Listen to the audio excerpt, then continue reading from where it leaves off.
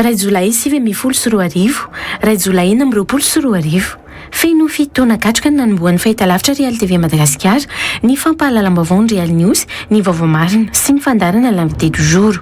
Fitotoana teorina, isan'ny televiziona be mpanaraka indrindra eto Madagasikara, ny Real TV Madagasikara. Nanamarika an'izany fisian'ireo mpanaraka ny page Facebook ny Real TV Madagasikara, izay mahery ny 7 sy 1 alina sy 1 hetsy sy 1 tapitrisa izay voalohany eto Madagasikara. Tao anatin'izay fitoana ankoatra ny fampahalalam-baovao izay dia efa marobe ihany koa ireo fandaharana novokariny Real TV Madagasikara. Tao anatin'ny fampahalalam-baovao ny Real News, ny vaovao marina no nitondrana ireo vaovao marina tsy mitanila ho an'ny mijery. Fitotoana ateorina mitazona hatrany an'io filamatra napetraka ny flotale générale tamin'izany fotoan'izany io ny Real TV Madagasikara. La rédaction de la Real TV garantit le professionnalisme et l'indépendance de ses journalistes afin que les informations diffusées lors de nos journaux télévisés puissent devenir une véritable référence pour les téléspectateurs et les auditeurs, souvent confrontés au flot de news et de fake news qui inondent les réseaux sociaux. Raha fehezina amin'ny teny fohy zany dia ireto zava-dehibe hevi-dehibe telo reto no hitondrana ny vaovao marina na ny Real News. Voalohany tsy azo vidiana, faharoa manan-kasina, fahatelo azo itokisana ny fampahalalam-baovao. La rédaction de la Real TV, Real FM est incorruptible, respectueuse de l'éthique et digne de confiance. Nitarika ny sampan'ny fampahalalam-baovao tao anatin'izay fitotoana izay nitalen'ny fampahalalam-baovao dia Mondrindrianaivo. Tao anatin'ny fitotoana izay no nisahanako ny sampan'ny fampahalalam-baovao ny Real TV Madagasikara. Raha atao hoe zaza moa zany zao zany dia efa mahay miteny. Raha mianatra izy dia ataontsika hoe efa tany amin'ny klasina CE tany. Zany hoe efa melehibe zany. Saingy amin'ny mbola zaza azy moa dia mbola ao anatiny ihany koa ny hoe tsy fahamatorana dia izay no mampiray ny sampan'ny fampahalalam-baovao ny Real TV Madagasikara. Raha ho an'ireo mpiara-miasa izay sahaniko sy tantaniko ihany koa tao anatin'izao sampan'ny fampahalalam-baovao izao dia mivoatra isan'andro isan'andro izay asa fampahalalam-baovao izay. Miainao anaty stress be mihitsy zany fampahalalam-baovao zany. Raha iverenantsika ny tantara hoe Ray Jolay 2024 no nanomboanay izany sampan'ny fampahalalam-baovao zany. Tamin'izany aloha izay dia efa nanana tanjona sy viana hoe ho lasa lavitra satria izay koa no mahatonga an'ilay hoe mieux que le meilleur. Dia ny viana napetraka moa dia mipetraka foana ilay hoe Real News ny vaovao marina. Dia nentina izy iny lanjaina teto atapikandrina teto foana izy iny hoe vaovao marina ny vaovao marina. Dia tena izay ny ezaka natao tao anatiny. Raha ny fampahalalam-baovao zany tsy dia sa mamoaka vaovao raha tsy vaovao vao marina hatrany. Izay zany tena tanterahanay ato. Viana ho an'ny taona ho avy manaraka rehetra. Miezaka mandrakariva ary anomeny tsara kokoa hatrany ho anareo mpanaraka sy mpankafy ny Real TV Madagasikara sy ny Real News ihany koa. Mpanao gazety misy ahenina nisana ny fikaroham-baovao nahitana ny Tojarabefatra, Mendrika Razafin-Dratsima, Nancy Ranefson, Léonard Jo Andriamparany, Valisoa Andrinirina ary Menjanahary.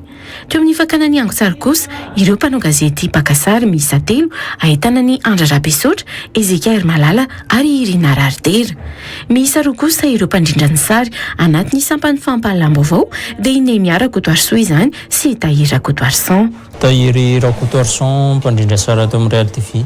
Ny fomba fiainako atao andavanandro moa amin'ny resaka fandrindrana sary misy fotoana izy mahafinaritra. Misy fotoana koa pression mafimafy ihany dia somary balanceny eo ihany izy. Ny ainana an'ilay hoe asa mpandrindrana sary ato amin'ny sampan'ny fampahalalam-baovao challenge foana izy io isan'andro satria indraindray io milamina, indraindray io tena milamina, indraindray koa nefa io tsy tena milamina. Dia ilay challenge aminy zany hoe mila mivonona foana zany ianao isan'andro hoe inona indray zany ny zavatra miseho sy mitranga any dia mitolotra tsika amin'ny mpiaina sy mpijery amin'ity androany ity. Tsy mora aloha aloha zany le mitady vaovao isan'andro indrindra eo amin'ny hoe mandeha manao terrain manoratra eo ihany koa ny hoe manapaka sy ny manao ofandreny vaovao reny korsa be moa zany izy ty tena hoe tsisy an'izany hoe lerana miditra maraina amin'ny ravariva fa rehefa tonga ny antso hoe misy vaovao zao mila ale zao na andro na alina dia mandeha foana. Tsy nisaraka tamin'ny fampahalalam-baovao an-trano moa ny meteona ny fampahafantarana ny mety ho toetry ny andro izay andrasany mpijery fatratra ihany koa an'ireo misy meteo any Real TV Madagasikara. Ny fandimy tao anatin'izany Valsoa, Isoel, Ifranca, Vatsoa, Isoa ary i Miora no mitsidika antsika isan'andro amin'izao fotoana izao. Amin'ny maha misy meteo azy mandany fotoanany Miora mihitsy ny fikarakarany ny taovolo sy ny akanjo.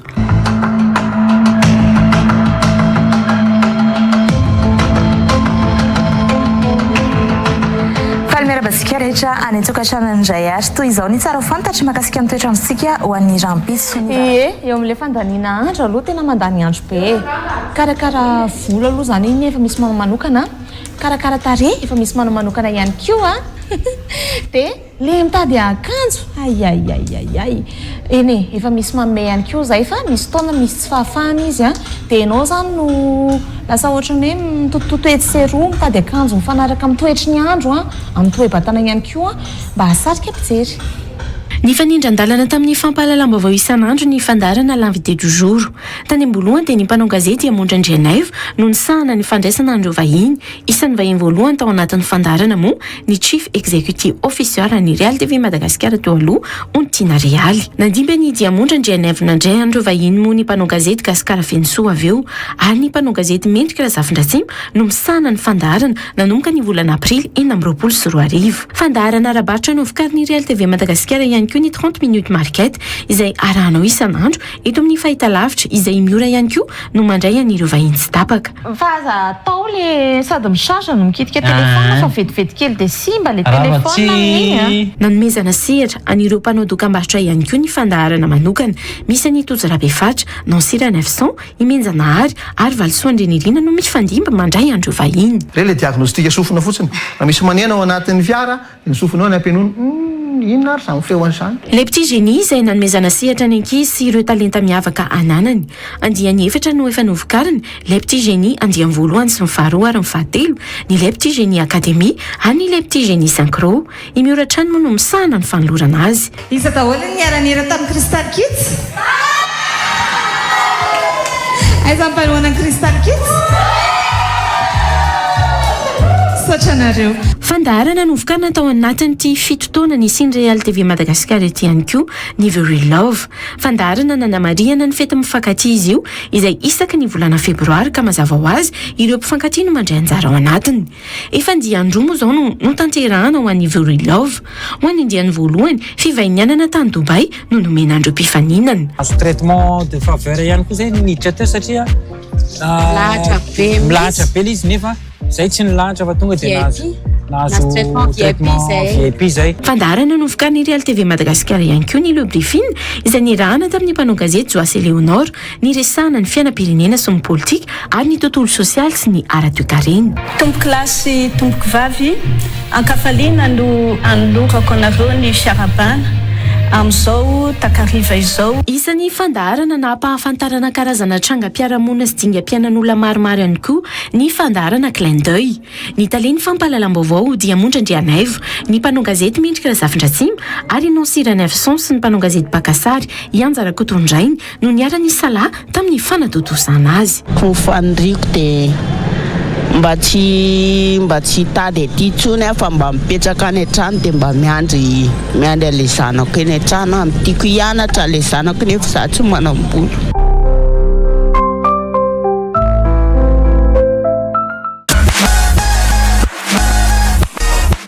Ary ahafantaran'ireo mpitia mozika ny Real TV Madagasikara ihany koa ny fandaharana Ruilzik izay hitondranandreo hira malaza isan'andro eto amin'ny fahitalavitra.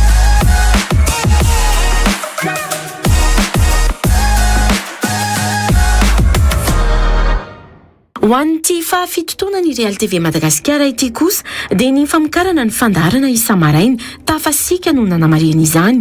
Ny talen'ny famokarana onjana antenaina Ramarson no tena miketrika niaraka tamin'ireo tompon'andraikitra teto anivon'ny Real TV Madagasikara ary ireo ekipa ny sampany famokarana. I Abigail sy Iana Claudio no miara-misalahy amin'ny fanentanana an'ity fandarana vaovao amin'ny Real TV Madagasikara ity. Fandarana tafasika efa mambolana maro no niketrehana an'izy io no ny fangatanareo mpanaraka sy mpakafy an'ny Real TV. Nosantarinay moa izy io ho fankalazana ny fahafitotonan'ny Real TV mba tsangam-bato atsiarovana nisy Real TV nandritran'izay fitotoana izay. Amin'ny talen'ny famokarana na directeur de production miainga avy aty amiko daholo ny toromarika rehetra, izany hoe avy aty ny miainga ny ao amin'ny resaka conception, resaka réalisation, presque miainga avy aty amiko daholo moa zany io, nefa fiaraha-miasa iarahana amin'ny mpiara-miasa rehetra tao amin'ny Real TV ihany koa ny anaovana an'io. Amin'ny maha-olombelona stress misy foana fa mila haino migerer anazy zany. Olombelona moa ny tena dia tsy maintsy misy ny zavatra zany, sady rehefa anao zavatra koa dia akinina amin'ilay ao ambony foana dia izy mielo lalana amin'izay zavatra rehetra atao. Fa ahoana tokoa ry abisiana ny faninjiana ny ora maraina? Le fifohazana maraina ataoko hoe mafimafy kely aloha tamin'ny voalohany, fa no fitiavana anareo publika, no ny fitiavana an'ilay asa ihany koa satria efa passion hatrambola kely zany, dia mora ho azany na molaka amin'ny vatana dia misaotra ny rehetra ihany moa zany ao anatin'izay hoe misaotra ny ekipa rehetra foana ataon'ny Real TV mifanohana satria raha tsisy zareo dia tsisy ihany koa fandaharana tafasika izay atao anatin'ny fitotonan'ny Real TV Madagasikara. Mafimafy ilay izy amin'ny voalohany fa nefa manomboka satratra amin'izao hoe tsy miandry réveil amin'ny telo sasany intsony fa tonga dia taitra fotsiny dia noho ny fitiavana amin'ny publika daholo izany rehetrarehetra izany. Fa tsy nijanona tamin'ny famokarana teto an-toerana ihany ny Real TV Madagasikara. Nanamarika an'izany ihany koa ny fiara-miasa tamin'ny Rosia tamin'ny alalan'ny fifanana ny iraisam-pirenena World Generation nanomboka ny taona 2024. Ny Real TV Madagasikara nanomboka teo no nisahana ny fifantenana andreo solitena Madagasikara tamin'ny World Generation 2024 sy ny World Generation 2025. Ho an'ny taona 2024 dia filamatra matokiny ho voafantina tamin'ireo mpanakanto telo nanaovan'ny mpikarakara safidy ka izy araka izany no solitena Madagasikara tamin'ny World Generation 2024 tamin'ny Rosia. Ny batany amboara moa i filamatra izay nampanakoako ny ilazan'ny Madagasikara tao anatin'ny fifaninanana.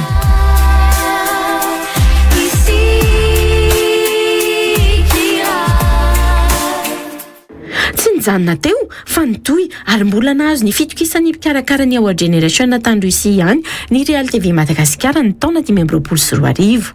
Nanomboka teo araka izany no nifantenan'ny Real TV Madagasikara indray andreo mpanakanto kely. Nanomboka tamin'ny fifantenana tamin'ny fandraisana andreo honoran-tsara ny mpanakanto niakatra tamin'ny feom-pifanana tany amin'ny loft ho an'ireo 12 voafantina. Nandalo dingana telo ihany koa ireo mpifaninana misa 12 ireo ka ny telo tamin'izy ireo no nambabo ny fony mpitsara sy ny mpikarakara ny World Generation teto Madagasikara ary ny tany Rosia. Tsy izy izany fa i Brenda, Michela ary Rianso. I Nancy sy Cédric ny solitena ny Real TV Madagasikara ary coach Fidy kosa izay nampiofana azy no niara-dia tamin'ireto mpanakanto ireto tamin'ny Moscou. Nanako ako indray ny iran'ireto mpanakanto kely malagasy ireto tamin'ny Moscou Rosia ary ny batan'izy ireo ny fandresena nezinezina.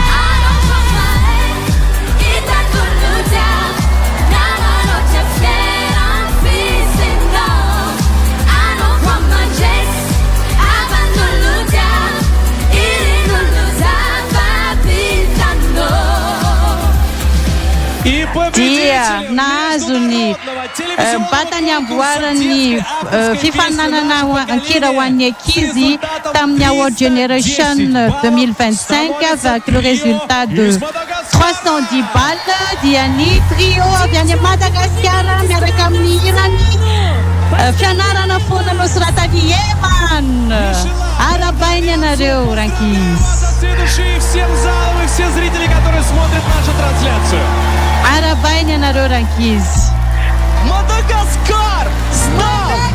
Madagascar no pandresiny Award Generation 2025. Parabéns ianareo Madagascar. Tena zay mihitsy ny resahantsika hoe mety ho azo Madagascar ve ity. Tsy nijanona teo nanamarika ny fiarah-miasan'ny Real TV Madagasikara tamin'ny Rosia ihany koa ny fikarakarana ny fitadiavan'andreo mpanakanto malagasy amin'ny Madagasikara tamin'ny Intervision izay fifaninana-kira lehibe iraisam-pirenena. Ho an'i Madagasikara, i Dilaina sy Denise no nosafidian'i Real TV Madagasikara isolo tena azy. I Diamondra Andrianaify sy Andry Natenaina ary Andry Rabesaotra no niara-dia tamin'i Dilaina sy Denise tao anatin'ny fiatrehana an'izay fifaninanana tany Rosia izay. Teo ihany koa moa Michel izay managerany Dilaina sy Denise. Imam Gotsy ihany koa izay voasafidy mikarakara ho isan'ireo mpitsara ary izy ny malagasy tokana ny tsara tamin'ny Intervision 2024. Tsy nitsanga menatra moa i Dilaina sy Denise tao anatin'ny Intervision 2024 satria voalohany nahazo ny noty ambony indrindra tamin'ireo firenena afrikanina. Nanakoako tao amin'ilay varena ihany koa ny hira tiako anjeka ary nitopatopa ny sainam-pirenena malagasy.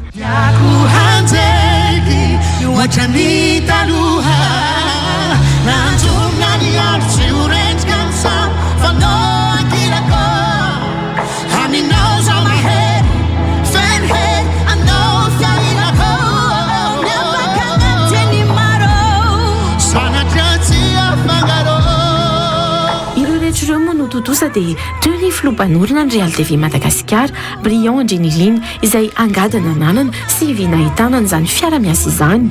Izy avokoa mantsy no co-organisateur tamin'ireo fifananana roa natao tany Rosia ireo.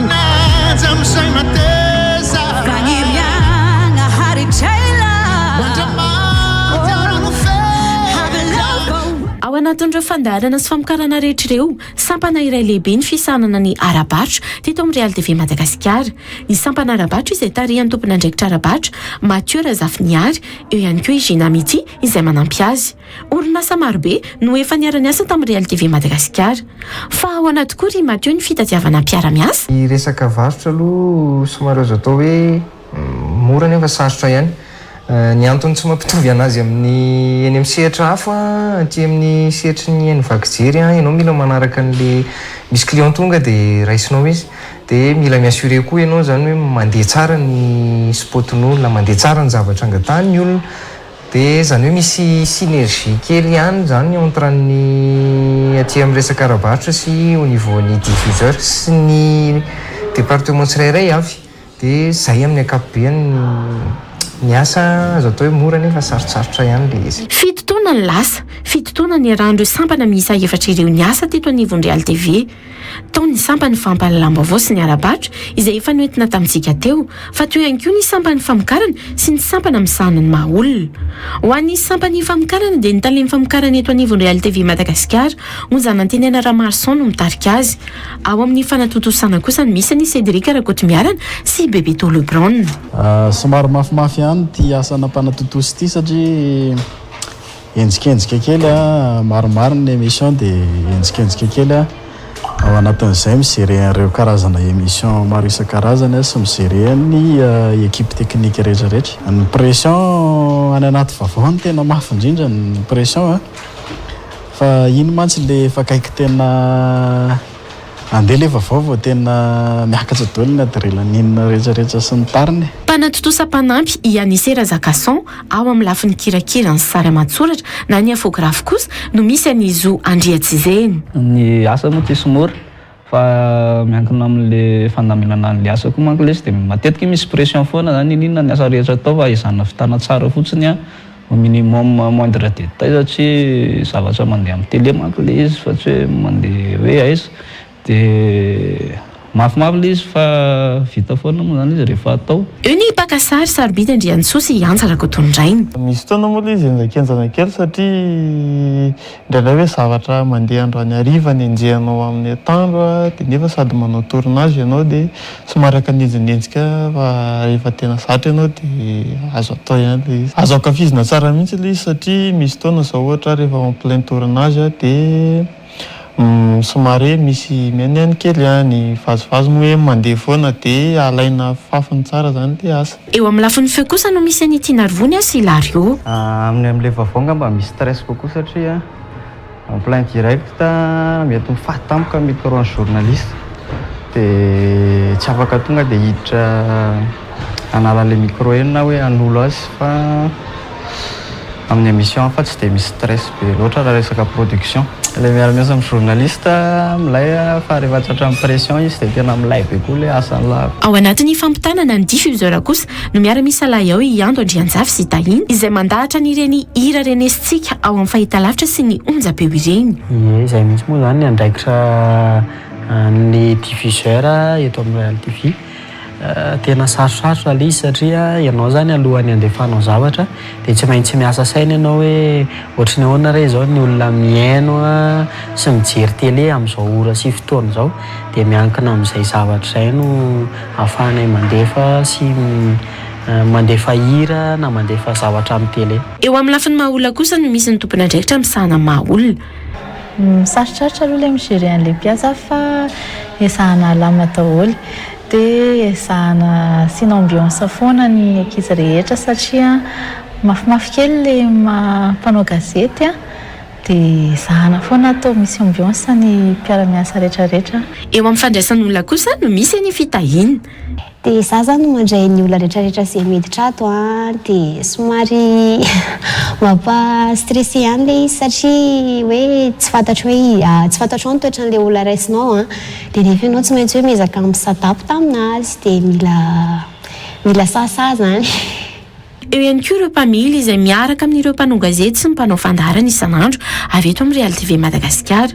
Ao i Guy, i Tiny ary Léonard sy Odon. Misy tena mpamily eto amin'ny Real TV dia mitondra mpanao gazety foana isan'andro dia miaraka amin'izareo moa dia mandeha mitady vaovao iraka ny tanàna eny dia vaoka masano mahafinaritra miaraka amin'ny mandehandeha eny dia fitaovana vaovao aloha mindrary misy mafimafy kely misy sarosarotra fa tsy tena hoe sarotra fa misy aloha mafimafy kely dia mirena akaka le zavatra atao zany misy mafy misy moramora ihany le izy. Dia ny asa fitondrana fiara dia mila fahamailona satria olona no entina fitaovana no entina mandeha mitety mitrandraka vaovao amin'ny aina aman-jery ka mila fahamailona tsara sy fahamalinana ny asa miaraka amin'ny ireo journaliste mpanao gazety eny amin'ny kianja. Miketriketrika ao an-dakozia kosa isan'andro tsy miala mihitsy Tahina sy Virginie fa manao anaty koa moa ry Tahina sy Virginie ilay mitady loka isan'andro. Enjana velo ilay mitady loka matsapazandolo ngamba ny renim-pianakaviana rehetrarehetra fa tsy lafika tsy maintsy mahita foana. Ilay fikafika rehefa miala hariva atao am-piasana dia efa manomboka mieritreritra indray ny trano dia mba makasy papa amin'ny ao an-trano na vadiko na ndray aman-dreny dia efa mba miteny ina indray nataoko loka tsy hitako sondro mama zao dia ohatr'izay mba makasy papa amin'ny izay ao an-trano zany ianao fa tena mafy be ilay izy raha zaho foana ny eritreritra an'ilay izy tena marary be ny doako. Teo amin'ny fikarakarana ny lafin'ny fahadiovana no nisy an'ny Tsiry sy Haingo. Sarotiny ane izy ireo amin'ny fahadiovana. Mahafinaritra be ilay miandraikitra fahadiovana ato amin'ny télé satria mahita ny zavatra tsy fahitanao, miandraikitra anao, indrindrandrindra rehefa misy fety mahafinaritra be ilay somary ritorito mapikely manenjika le fanadiovana ny zavatra ilain'ny ankizy dia mila sport sportif, mila tsy tezitezitra, mahafinaritra ilay izy sady ilay asa koa tiako be, 7 taona zao zany ny asa tato. Sarota mihitsy satria raha vao misy malota dia tsy maintsy izay ny voalohany indrindra bedy amin'ilay izy. Mavitrika ihany koa itsy orisiana solo amin'ny fikarakarana ny eny an-jaridaina sy ny fiambenana. Pisana ny asa ato mila manjay vahiny lopoka eo amin'ny vavahady dia mila manjay olona satria ny olona amin'izany société TV télé zany olona mihaja daholo, olona manamaizy azy dia zay aloha zany hitako tena niavaka tsy nitovizany tamin'ny sécurité hafa. Mahafinaritra aloha mahafinaritra satria le fifaneraserana amin'ny be deaibe ny olona mifanerasera aminao dia mahita anatraiky fa arak'izay tandrify anao eo dia misy moa zany ny mahasorena indraindray fa fomba mpiainana zany fa misy ihany koa mafaly be deaibe. Fa nanamarika ny fitotoana ny jorondry LTV Madagasikara ihany koa ny fiatrehana ny krizy 2024. Ankoatra ny hetsika ny taona 2024 tokoa mantsy dia iny hetsika nanomboka ny 2024 septambra 2024 iny no krizy voalohany niatrehan'ireo ekipa ny LTV Madagasikara. Tsy nanavahana ary sy niamboasy ireo mpiara-miasa rehetra teto amin'ny LTV fa na ireo mpanao gazety sy mpakasary na ireo mpikirakira ny feo na ireo mpanatotosy eny hatramin'ireo tale isaky ny sampana azy dia nidina akianja. Rotoroto isan'andro no niainan'ireo mpiara-miasa, antsoina andro dia andro, antsoina alina dia alina. Isan'ny kofin'ny bomba mandatsa-dranomaso teny ary tsy niala ihany koa ireo mpanao gazety. Tao Idozy Rabefatra izay sady sipitro ny bomba mandatsa-dranomaso niatra ny feom-bazy ary nahavita 540 kilometatra avy any Imerintsiatosika hatrany Ambohijatovo.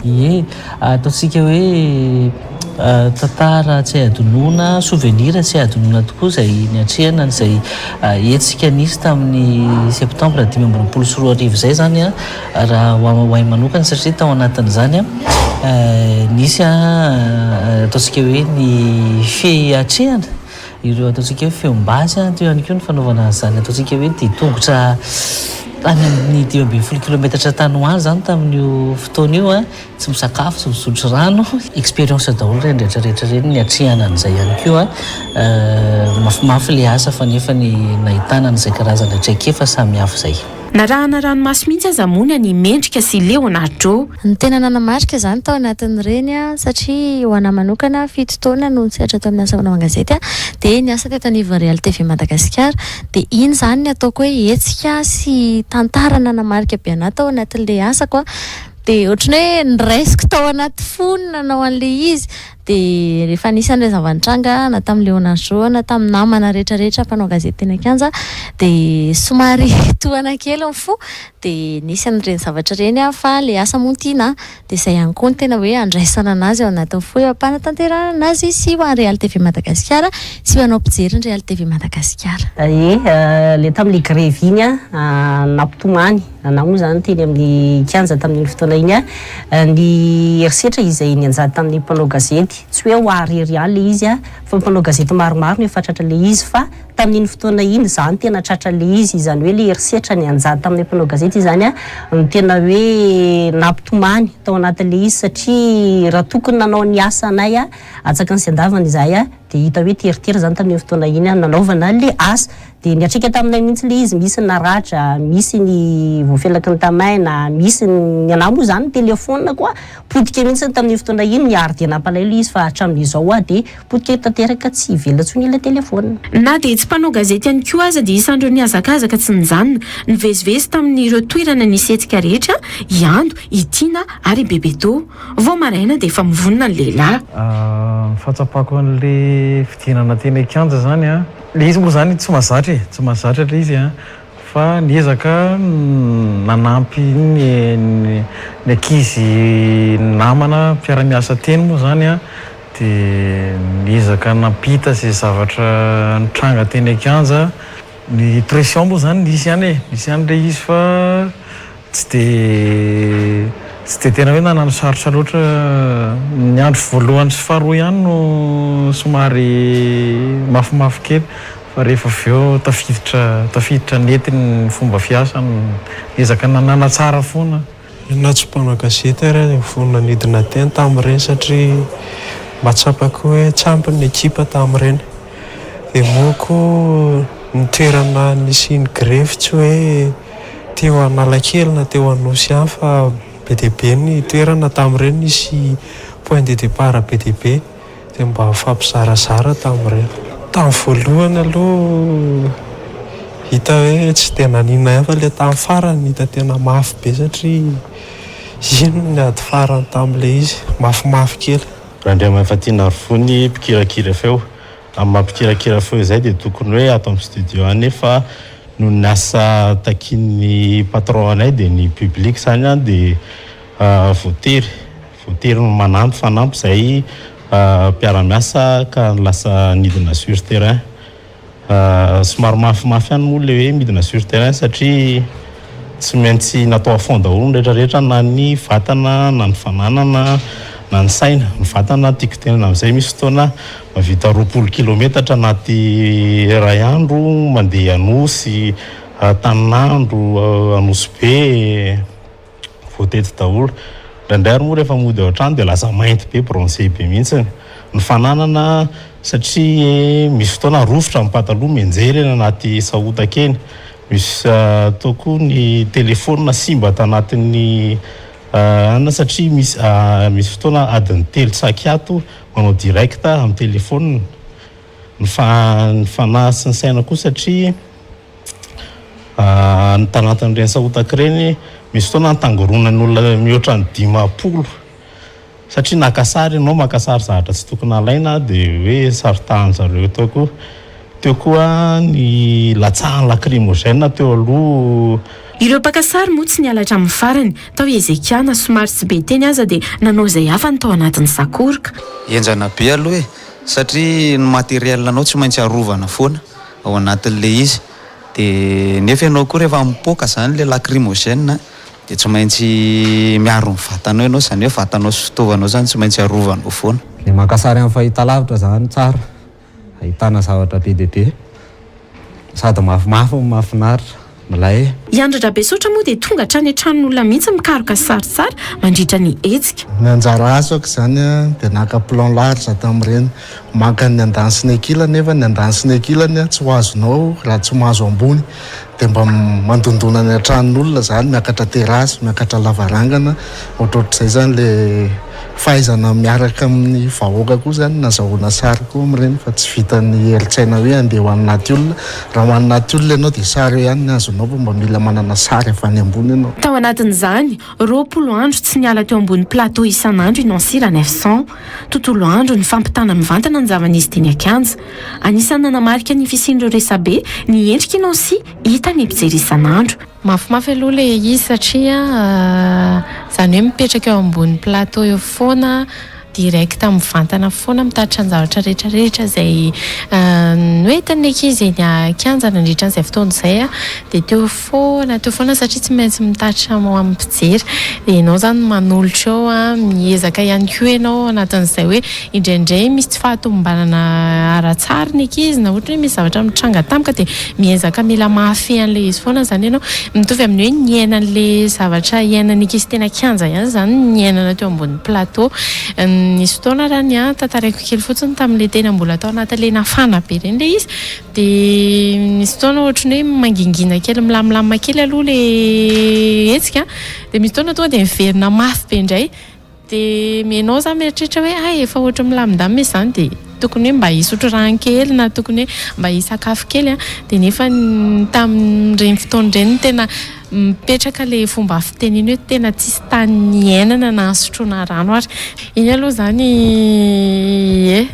ny ampitsony iny vao tena hoe hitako le izy kopatanana ho amin'ny faratiana satria izy no mikarakara ny taovolo sy ny tarehy tamin'izany fotoana izany dia ataoko hoe mahatonga izy izany dia faratiana izany nampatonga le izy fa na izany ary nefany tamin'ny voaloha aloha le izy somary ohatrany hoe somary hafahafa kely ihany nandresako anazy satria vao mivoaka ny trano ianao indraindray ny message nao tena feno hipoka mihitsy dia fasany olona message be be satria ohatrany hoe nampiakatra kely izay hoe fahafantaran'ny olona anazy izany iny fotoana iny izay ataoko hoe tsy ho adino angambany fa izany hoe ny ainana teny lefo ho azy eny ihany ireny moa lefo ho azy ihany rehefa tena mandeha eny amin'ny fotoana sy ny volana. Fa iza tokoa moa no ambadika ireny endriky Nancy manaitra ny maro ireny i faratiana ny tena miketrika azy tsy ny any Nancy ihany fa izy avokoa no mikarakara ny taovolo sy ny tarehan'ny mpanao gazety sy ireo mpanentana rehetra eto amin'ny Real TV Madagasikara. Tsy lanenga mpanavy faratiana miketrika an'izany isan'andro. Indraindray aloha somary sahirana kely ihany fa ny ankizy koa manampy hoe ataovy an'izao indray dia miara-miasa rehefa ilay tena maika be koa dia manampy ny ankizy. Eo amin'ny fanenjehana lera aloha tamin'ny voaloha ihany sarotsarotra fa amin'izao efa mandeha tsara efa herintaona tsiny izao. fa tsy misy totosa ireo rehetra ireo raha tsy teo ny mpitantana dia ny taleny sana ny fitantanana sy ny arabola ny orinasa andrina tenainy zany sy ny taleny fampahalalam-baovao dia mondrandrianaivo ary ny taleny famokarana onjana antenana Ramarson izay tokotelo na hamasan'andro. Ny zavatra nanamarika indrindra angamba dia ataoko hoe mafy angamba aloha zany hoe ny mafy natrehana dia niatrika n'ireo krizy ny sesesy teto amin'ny firenena nisy ny krizy ara-pahasalamana, nisy ny krizy amin'ny lafiny ara-politika izay nahitantsika n'ireny ataoko hoe vanim-potoana nandritra ny hetsika fotsy ny farany teo ny tamin'ny taona 2024 septembre 2024 teo. Ny zavatra ohatran'ireny zany somary manahirana ny migere indrindra ny lafiny arabola sy ny lafiny arak'olona.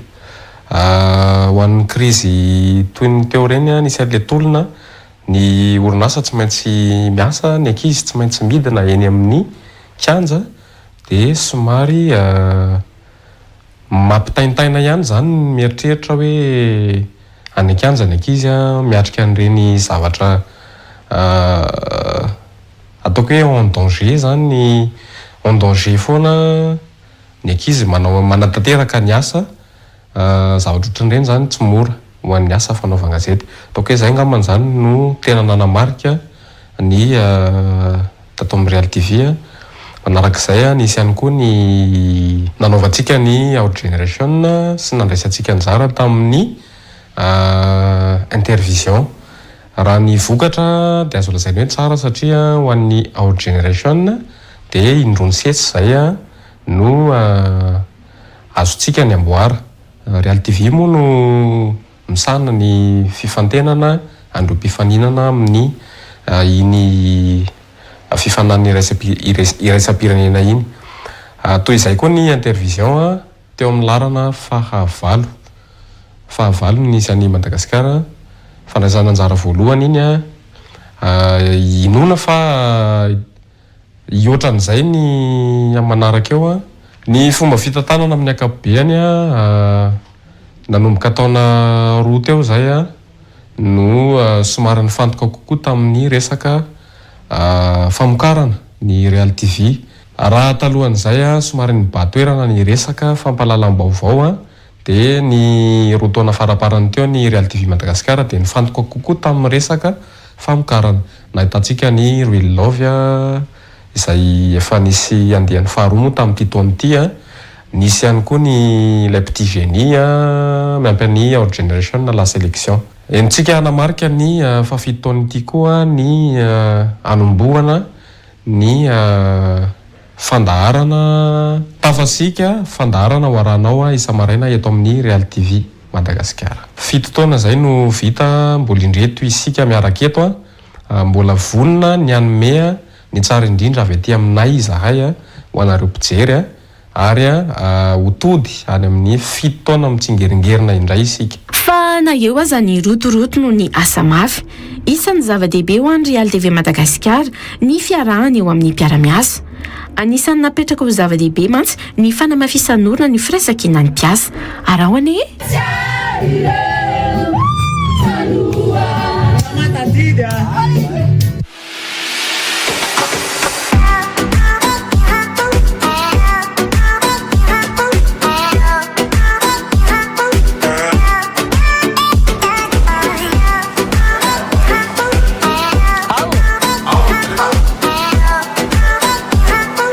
ireny nisongadina ho an'ny taona 2024 sy 2025.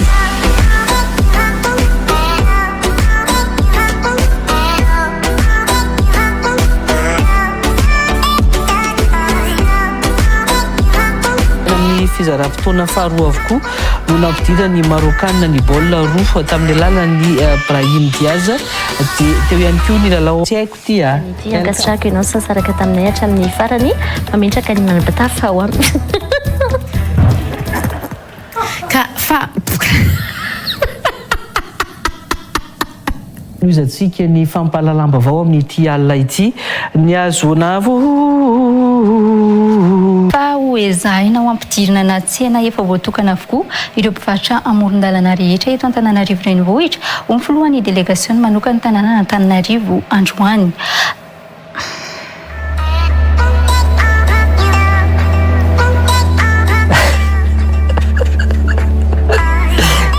Tapitany koa ny fandaharantsika.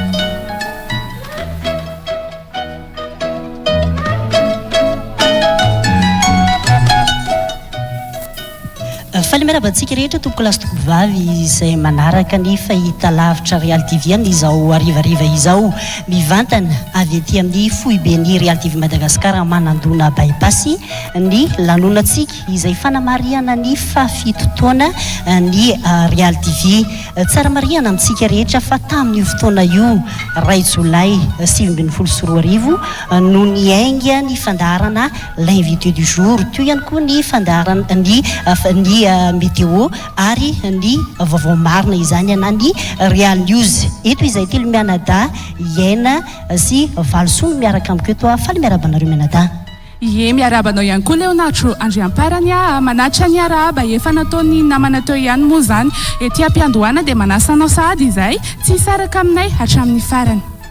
Ide averina trano moa zay araba ny rany izy mianada teo izay miaraba tsika rehetra izay manaraka any an-tokantrano any amin'izao ora sy fotoana izao entana koa moa zany ianareo ny anaraka anay hatramin'ny farany satria dia mahafinaritra ny fotoana iarahantsika eto androany. Fanamariana ny fafitona Real TV Madagasikara izy tia iarahanay aminareo izay mijery an-tokantrano any ary dia efa manasa tsika rehetra sady izay anaraka hatramin'ny farany andelo ho ampahafantarinay aminareo hoe iza marina moa izany Real TV Madagasikara izany inona izany orinasa izany inona ihany koa ny fandarana izay hoentin'ny Real TV Madagasikara efa nomariana teo fa ny fandarana l'invité du jour ny météo ary ihany koa ny vaovao marina no ny atomboan'izany any izay indrindra no anomboantsika azy valosoandrianirina no andeha amombo izay hoe inona marina moa izay fandarana telo izay. Ye isan'ny efa nafantarany maro ny Real TV Madagasikara moa zany ny Real News ny vaovao marina izy io dia fampalalambavao eto amin'ny Real TV Madagasikara ny alatsinainy hatramin'ny sabotsy manomboka amin'ny varina no anaran'izay ahitanao vaovao ara-politika, toe-karena, sosialy, trangam-piarahamonina, fanatanjahantena sy ny kolotsaina. Mpanao gazety enina mianada izay no mandrafitra izay mpanao gazety ao amin'ny sampana fampalalambavao izay ahitana ny Leonardo Andriamparany izay eto anilako ety any Itojo Rabefatra Nonsirana Avson Menjanahary ary ny tenako Valsoa Andrianiriny manana pakasary telo izay dia tsy iza fa i Andra Besotra, Irina Rahardery ary Ezekia Malala ao anatiny izay ihany koa ireny mandrindra ny sary izay mahatonga ny tokantranontsika ireny dia manana ny atao hoe mpandrindra sary izay dia Inemy Rakotoarso sy Tahiry Rakotoarson ao anatiny izay fandaharana nafantarana ny Real TV Madagasikara izay ihany koa ny l'invité du jour izay manamarika an'izay fito taona izay ihany koa niaranainga tamin'ny fampalalambavao ny taona 2024 anasana mpanao politika avy amin'ny akolafikery samihafa ny fandaharana l'invité du jour hitondrana aminao ny famakafakana tsy ny iresahana andreo vaovao mafana eto amin'ny firenena izay betiny mpanao gazety Mendrika Razafindratsima moa zany no mitarika n'izay l'invité du jour izay nisy ihany koa ny fandaharana fandaharana izay iverenana arana tsy ela dia ny fandaharana clin d'œil. Izy io dia famokarana avy amin'ny sampana fampalalam-baovao, izany hoe izay mpanao gazety enina menadano miara-mamolavolana izay fandaharana izay hitondrana tantaram-piainan'olona miavaka avy amin'ny fari-piainana samihafa moa zany no tena avondrona ao anatiny io fandaharana clin d'œil io. Ary ny fandaharana le briefing izay hitondrana ny famakafakana ary toe-karena moa zany. Ireo ny fandaharana izay hoe misy eto amin'ny Real TV Madagasikara, maro be izy ireo, fa misy kosa indray ireto fandaharana ireto izay tatorinan'ny invité du jour moa izany sy ny ireo fandaharana ny angana. Isan'izany ny fandaharana 30 minutes marquette izay iresahana ny tontolon'ny ara-barotra rehetrarehetra izy io. Ao anatin'io isika rehetrarehetra no manaraka hoe inona ny zavatra azo vidiana, inona ihany koa ny zavatra azo jifaina, aiza misy article takan'izao dia ao anatin'ny fandaharana 30 minutes marquette io no iresantsika an'izay rehetrarehetra izay manomboka ny 4 ora hariva dia efa milatsaka eto amin'ny fahitalavitra Real TV Madagasikara izay fandaharana 30 minutes marquette izay. Ankoatran'izay ihany koa dia misy ny fandaharana Real Zik. Araka izany dia mozika no resahana ato amin'ity fandaharana anankiray ity, mozika malagasy ranoray ary zato isan-jato no ao anatin'izay. Tsy misy ihany koa ny antsoina hoe cover aloha ny ao anatin'ity na dia hira malagasy ary fa hirana mpanakanto, tena mpanakanto ary hira nosoratana izany azy manokana izay. Eto dia efa manasantsika rehetra sahady mpanakanto manana sanganasa tonga avy ety amin'ny Real TV Madagasikara fa vonona izay ny ara-iasa antsika rehetra ao anatin'ity fandaharana Real Zik ity. Ankoatran'io ihany koa dia misy ny fandaharana Real Infosport. Hatreto aloha izy mianadady mbola ao amin'ny onjam-peo no andrenesana ny fandaharana Real Infosport isaky ny alatsinainy amin'ny 5 ora sasany ka hatramin'ny 9 ora latsaka fefany. Ao anatin'izay isika no miresaka ny tontolon'ny fanatanjahantena, fizarana ny vaovao rehetra manodidina ny fanatanjahantena, taranja baolina kitra, taranja lomano, taranja azakazaka basket sy ny sisa dia ao anatin'izay isika no mandre azy. Fa tsy ho ela isika mpanaraka ny Real TV dia ahitany izay fandaharana amin'ny alalan'ny fahitalavitra izay. Ireo aloha izany ny fandaharana misy eto amin'ny Real TV Madagasikara fa mbola voaboasana amintsika tsy kelikely eto ihany fa tsara mariana ry izy mianada isika rehetra izay manaraka ihany koa amin'ny fahitalavitra fa ny fanamariana ny fafitotoana Real TV Madagasikara no arahintsika efa manomboka misy tonga tsy kelikely ihany koa ny vahintsika amin'izao fotoana izao. Ankoatran'ireo fandaharana maro samihafa izay notanitsaina izy mianada teo izay dia misy ihany koa ny fandaharana zay ny fandaharana manokana izay hitondranantsika lohahevitra anankiray ary azo ny azontsika ho asongadina zany ao anatin'izay fandaharana izay ohatra ny amin'izany ny miresaka mahakasika ny fampianarana. Ankoatra ny fandaharana manokana dia misy ihany koa ny émission spéciale izay fandaharana iray izy io iresahana tanteraka ny tontolo politika ary azon'ny rehetra hatrehana ihany koa. Misy ihany koa ny petit génie izay hitantsika eto amin'ny Real TV Madagasikara izay fandaharana iray entina hikarohana sahady ireo talentan'ireo ankizy izay ankizy eto Madagasikara noho izany. Ary ankoatra ny petit génie dia misy ihany koa ny intervision izay ny Real TV no mpampita ofisialy sy mpikarakara ny fandraisana ireo mpihira izay isolo tena ny Madagasikara any ivelany. Ary ny amaranantsika azy dia tsy nakory fa ny fandaharana tavansika izay fitsangam-bato fa 7 taona ny Real TV Madagasikara izay nanomboka tamin'ny alarobia teo izy io ary atsika arahana ny alatsinainy hatramin'ny zoma manomboka amin'ny 9 ora sasa maraina.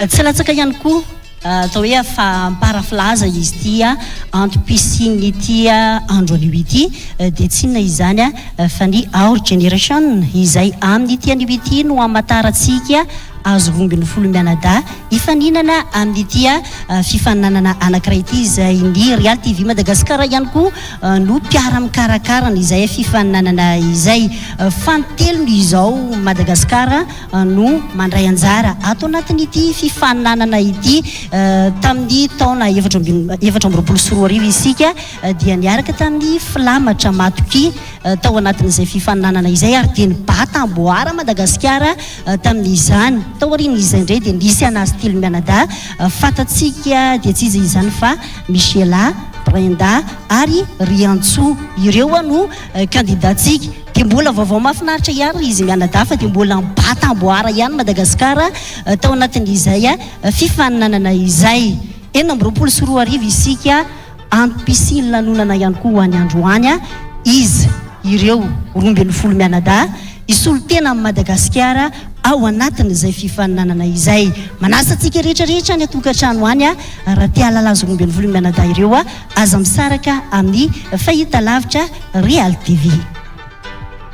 Ao anatin'ny izay rehetra izay dia ezahanay hatramony manampita ireo fotoana rehetra mahafinaritra mandritra n'ity andro anio ity izay atao hoe iarabanan'ny rehetra trano moa zany na tratra ity fa fitoana ity izay arabanan'ny teknisiana sy ireo ekipa maro samihafa izay miara-misala ahafahana manatotosa ireo fandaharana maro samihafa izay tiantsika amin'ny fahita lavitra. Fa ao anatin'izay moa zany ry izy mirahalahy dia tsara mariana ihany fa azonao arahana mivantanao ny page Facebook ny Real TV Madagasikara izao fandaharantsika amin'izao takariva izao eo ihany koa ny amin'ny alalan'ny Canal Plus amin'ny canal 211 sy canal 8 moa zany fahita lavitra mahazatra izay fa na ny hoe télévision terrestre izay fanarahantsika azy izay ampatsahivina ihany koa isika ao anatin'izao takariva izao fa zavatra vaovao be sy maro no entina amin'izao ariva izao ka dia manasanao izay tsy saraka aminay hatramin'ny farany. Tsara ampatsahivina isika rehetra fa mivantana avy aty amin'ny Real TV Madagasikara fohy be manandona bypass ny lanonantsika amin'izao fotoana izao ary dia izay no arahintsika amin'ny fahita lavitra betsaka ny lalana ny diavina ho an'ny Real TV Madagasikara nandritra izay fitotoana izay valosoa tsara ihany no mampafantatra ny mpijerintsika any atokantrano hoe nanao ohatrotriny ahoana marina moa ny lalana diavintsika tao anatin'izay fotoana izay.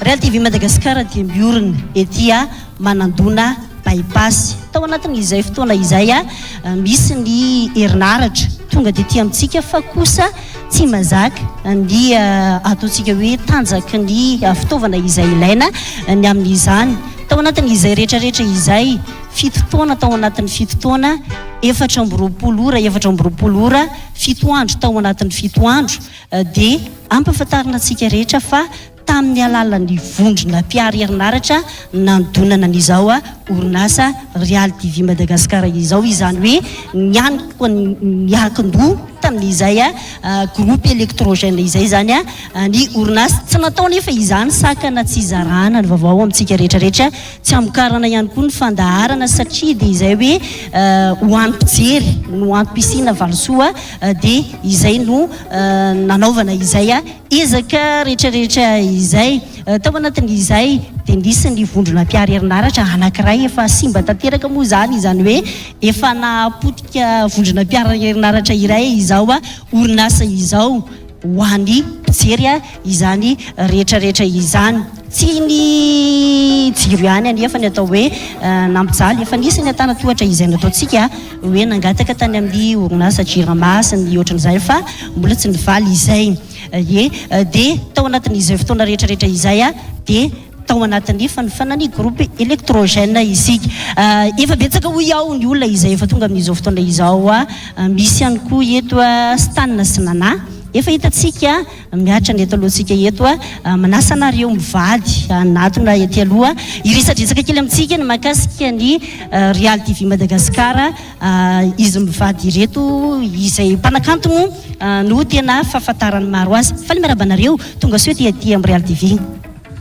Ie dia miarabantsika rehetra atao amin'ny Real TV sy ny mpanaraka ny Real TV rehetra arapaina manokana moa Real TV amin'izao fitsingerenany taonana izao dia mirary soa be hatrany tsara hatrany efa tsara fa dia mirary soa. Dia faly izay tonga manotrina anareo androany. Efa ny mandray anareo ihany koa izahay Real TV no resantsika eto manao rotrina hoana inona ny hitanareo hoe tena mampiavaka ny Real TV Madagasikara amin'ny chaîne hafa. Raha izany no antaniana voalohany dia ny hitako voalohany indrindra dia ny vaovao marina. Dia tena io no tena arahanay foana isan'andro dia io no tena mampiavaka. Tako hoe tena tsy ahoana moa laza impartial ny ilazana azy hoe tsy maka parti gauche na droite fa tena mandeha mahitsy be ny vaovao dia izay no tena anisan'ny mahafinaritra anay jeriny Real TV. Ie marina tokoa izay fa hitako mampiavaka ihany koa ny Real TV dio amin'ny atao hoe fananany traikefa maro lafy izany hoe sady mijery ny ara-politika fanatanjahantena ny kolotsaina indrindraindrindra izay tena anisan'ny atrehantsika androany moa izany dia manana izay fivelarana be izay izany ny Real TV. Anampiko azy ny ekipa tena hitanay hoe sady tanora no dinamika be mahafinaritra daholo ny ekipa zany.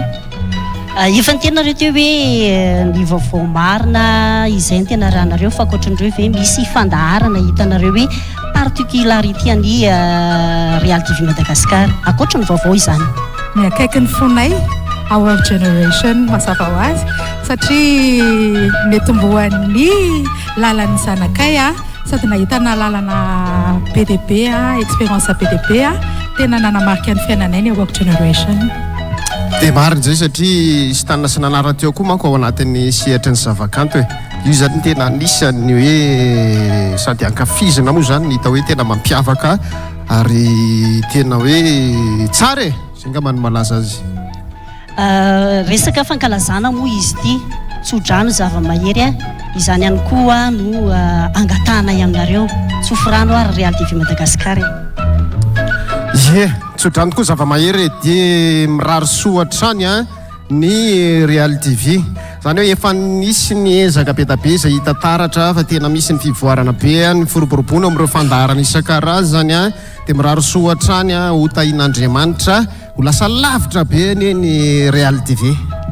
Fa misy ihany koa nefa ny lohany izay irariana soa dia ny filoha-tale generaly mivady izay nanorina ary indrindra moa izany nitarika n'ity ao Real TV ity dia mirary soa anareo mivady izay sy ny ekipa rehetra mbola hiroborobo hatrany ity televisiona mamitsika ity dia mbola hitatra izay ny fanerintsika.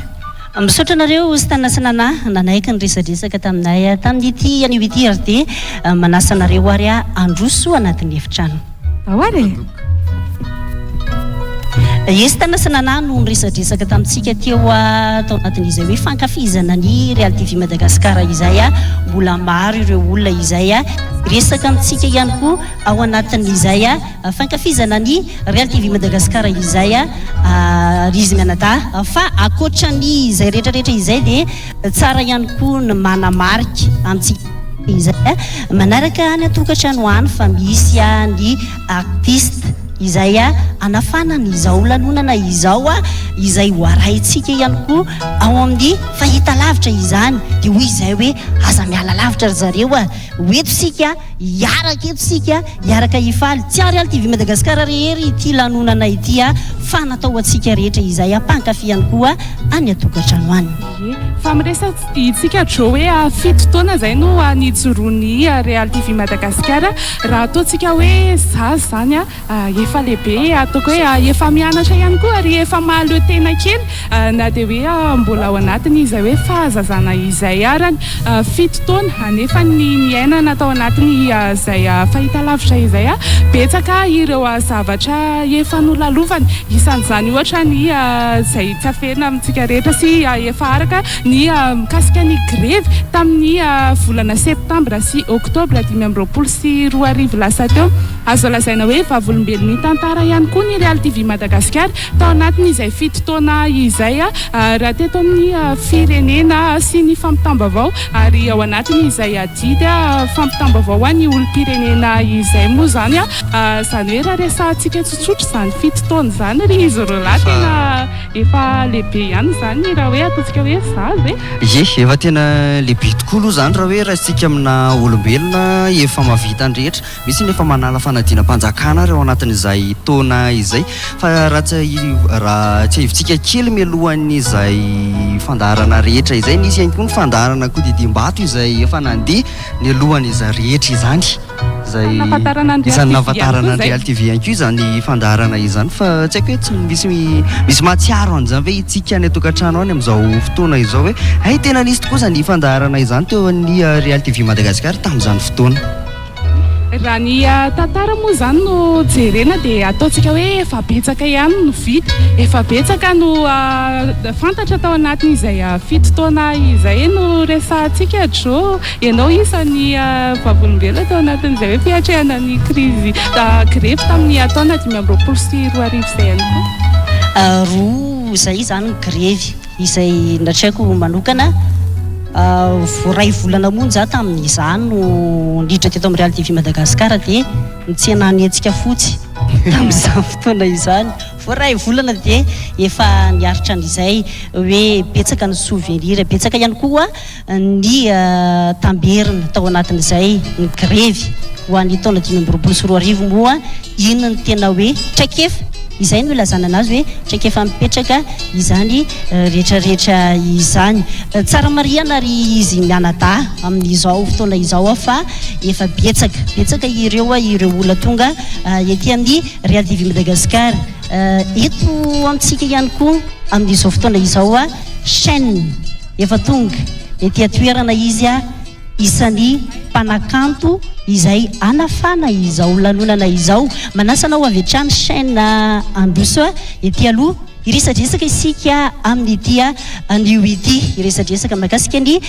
Real TV moa izany chaîne mpanakanto anisan'ny ataoko hoe malaza indrindra eto Madagasikara amin'izao fotoana izao manao ohatrohatrany ahoana nahafantaranao any hoe Real TV izany salama namana faly miarabantsika rehetra magnaraka ny fandarana antokantrano amin'izao takariva izao dia miaraby ihany koa amin'ny fitsengerenan'ny taonan'ny jirona zany dia miraso sady ny tegna nanamarika ana mahakasika ny Real TV dia zavatra anankiroa ny voalohany dia ny émission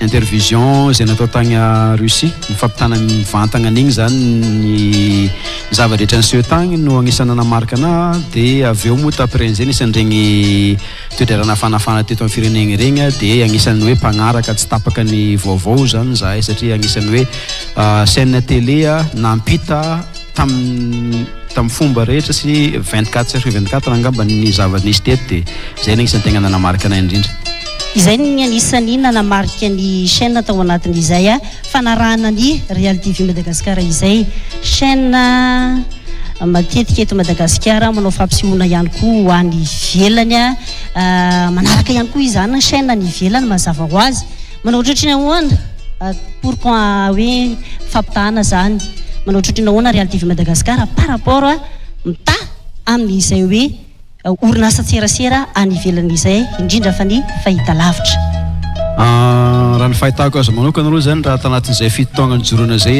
dia efa hoe mijoro tsara raha zaza efa mafaka miazakazaka mifaninana amin'ireo karazana haino manjery izay misy agny ivelany raha hoe jereko omena fotoana misimisy kokoa ankoatran'izay dia mety tegna hoe hitovy tanteraka amin'iregny sehatra angeza TF1 sy ny karazana reny angamba ny fahitako anazy satria misy niezaka tsapaka misy niezaka sy ny fivoarana ny ekipa raha teo koa zany tsapatsika hoe tanora daholo tsy hoe akory ny zokizoky ahilika fa zay amin'ny tiako tenena amizay hoe le dynamisme zany sy le vision zany hitako hoe mbola vao tsara daholo izay ny resadresaka tamin'ny chaîne misaotranao chaîne fa entsika marana tanteraka ny resadresaka amin'izao fotoana izao isaky ny tsingeritaona dia misy nitsodrana mba ho mio tiany firairen-tsoary Real TV e. Amirapiratra sy tonga maneran'izao tontolo izao ny sary ny vaovao ny hafaligna ny fiarahana ary ny ina moa zany ny fitiavana dia mirahasoa ny ekipan'ny Real TV rehetra ho ela velona ho salama tsara daholy ary hitombo lasa bulletin be ty trano ty agny amin'ny bulletin 100 étage any ho feno mpiasa be dia be anome asan'ny malagasy dia anome vaovao marina foana malagasy ihany koa surtout mankasitraka chaîne manasanao ary androso ao anatin'ny efitrano izay ny resadresaka ny arahantsika tamin'ny chaîne tamin'ny ity any ity fa izao aza misaraka amin'ny Real TV Madagasikara fa irao i chaîne rehefa avy eo ao anatin'izao fankalazana ny fafitoanany Real TV izao. Ie, fa efa akaiky ihany koa ny vahintsika manaraka mpakafy Real TV mianasanao mandroso tokoka.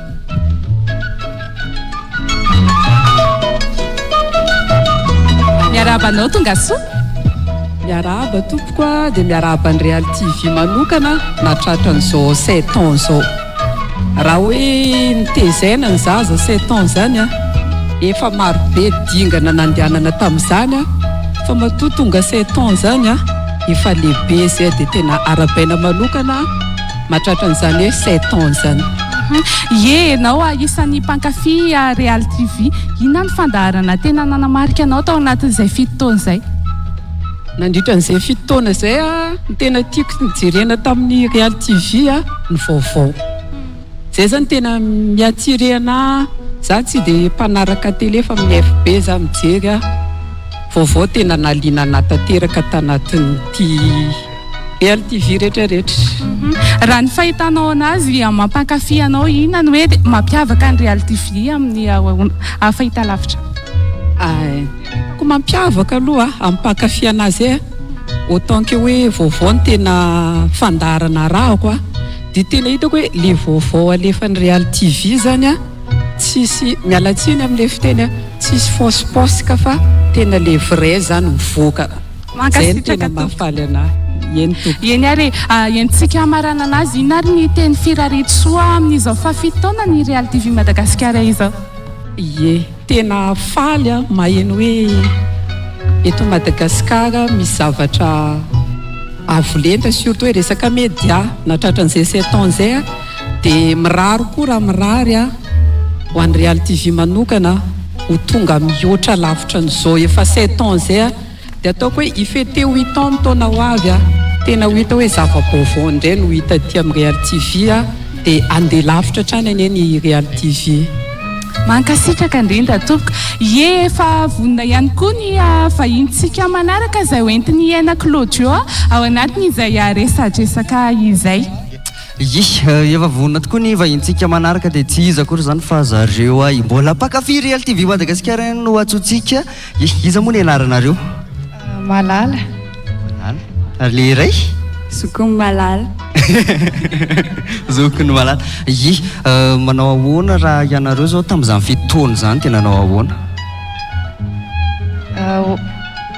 Ho anay manokana aloha efa mpanaraka ny Real TV Madagasikara efa hatramin'izay fa tao anaty 7 taona mbola tao anaty fahazazana dia mbola tsy dia misy ambara be. Ary neny Zokony Malala? Tena hoe kafiziko ny Real TV fo mihitsy izy dia efa nanaraka foana dia tena hitako hoe nisy raha vao hoe maheno an'izany hoe Real TV Madagasikara izany dia ina no tonga ao an-tsainareo voalohany indrindra?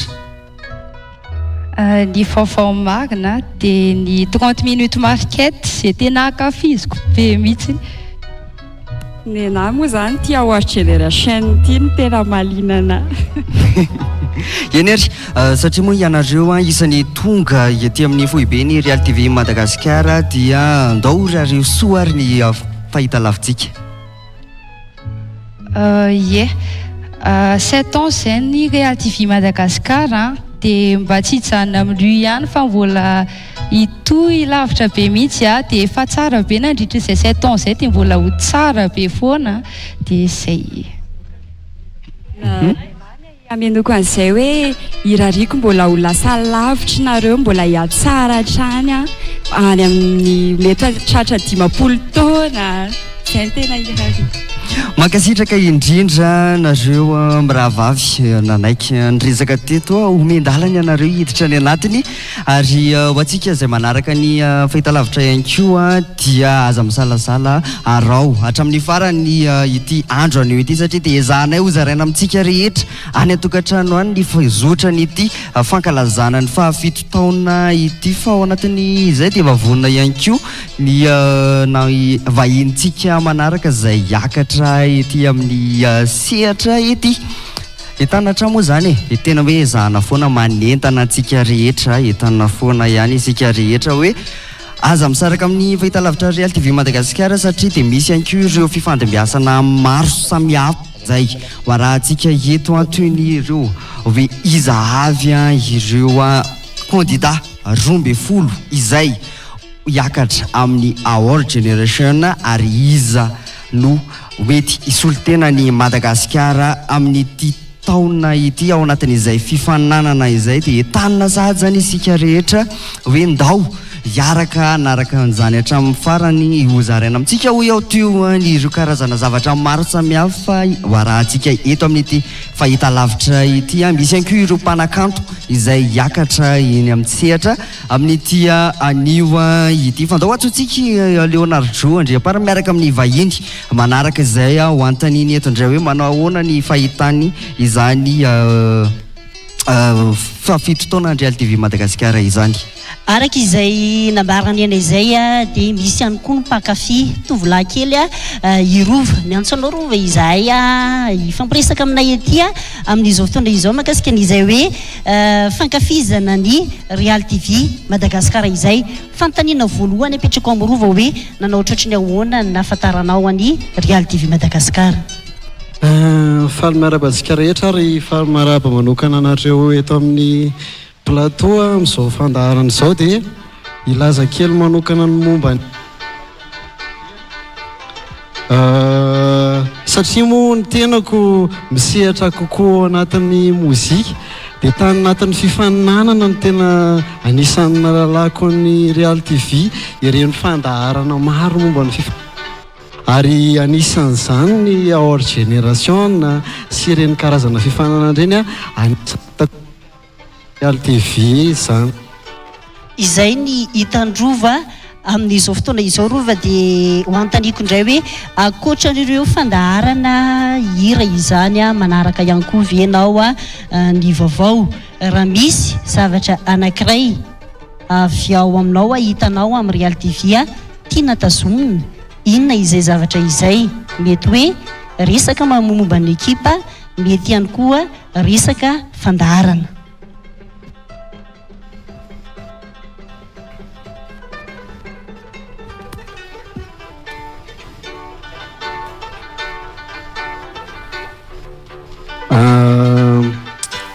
miresaka momba ny vaovao manokana tsika amin'ny Real TV eo koa ny tena hitako anisan'ny mampiavaka ny Real TV amin'ny télé hafa satria tena mahitsy sy marina ary tena mangarahara ny vaovao amin'ny Real TV ary anisan'ny tena mampiavaka ny Real TV amin'ny fandaharana amin'ny télé hafa moa zany izay vaovao marina arak'izay titran'izay hoe Real TV vaovao marina Real News zay zany tena hitako mampiavaka anazy amin'ny télé hafa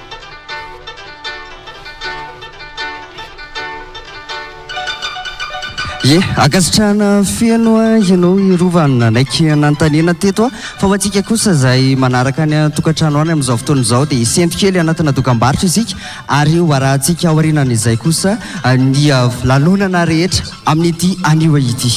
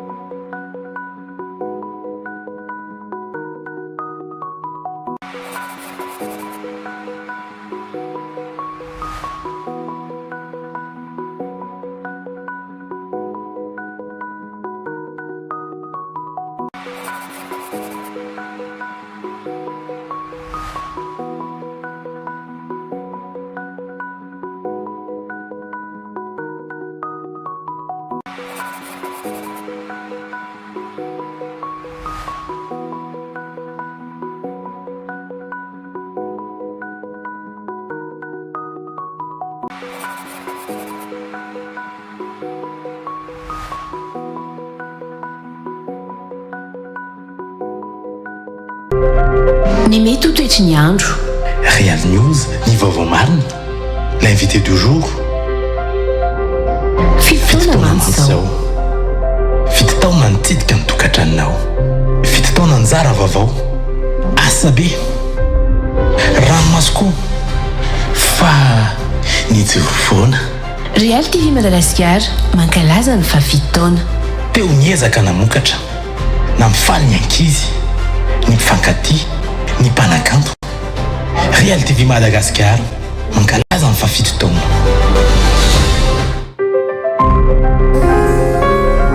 Ny mety ho toetry ny andro. Real News, ny vaovao marina.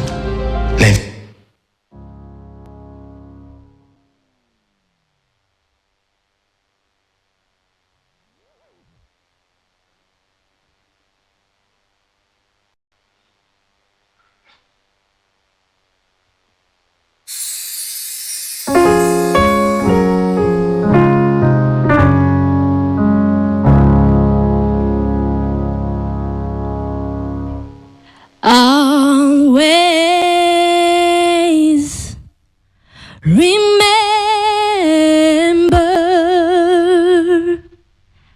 Jesus, Jesus.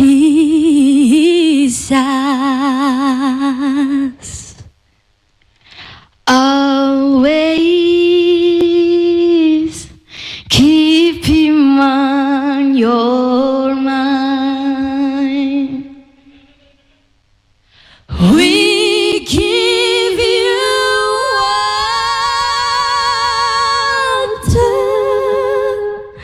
glory.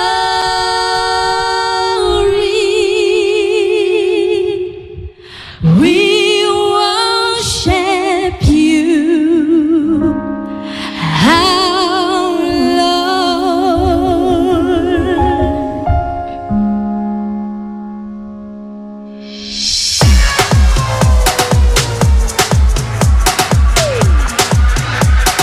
Aiza ny tanantsika e?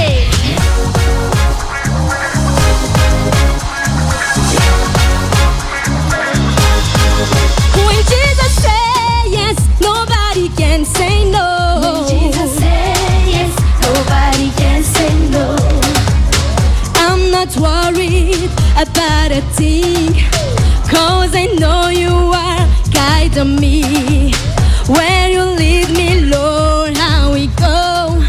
I have no fear, 'cause I know who's in control. There is no limit to what you can do, 'cause it all belongs to you. Yes, it all belongs to you. You're amazing and all powerful, and it all belongs to you. Yes, it all belongs to. When Jesus say yes, nobody can say no. When Jesus say yes, nobody can say no. I'm not worried about a thing, 'cause I know you are guiding me. When you lead me, Lord, I will go. I have no fear, 'cause I know who's in control. There is no limit to what you can do, 'cause it all belongs to you. 'Cause it all belongs to you. No rushing now. You're almighty and you're powerful, and it all belongs to you. Yes, it all belongs to you. When Jesus say yes, nobody can say no. When Jesus say yes, nobody can say no. When Jesus say yes, nobody can say no. When Jesus say yes, nobody can say no. When Jesus say yes, nobody can say no. When Jesus say yes, nobody can say no. When Jesus say yes, nobody can say no. When Jesus say yes, nobody can say no. Awari mbasitsika lalao kely, ao mba miara mitsangana daholo tsika rehetra. De rehefa miteny Brenda hoe miara maka aty, de miara makany tsika. Rehefa miteny kosa hoe miara maka aty, de miara makany tsika.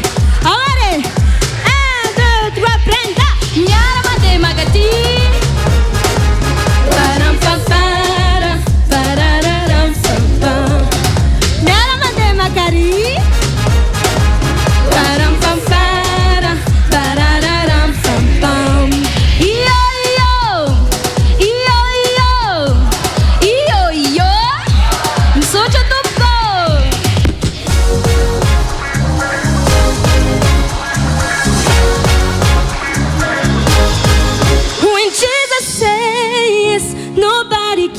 say no. When Jesus say yes, nobody can say no. When Jesus say yes, nobody can say no. When Jesus say yes, nobody can say no.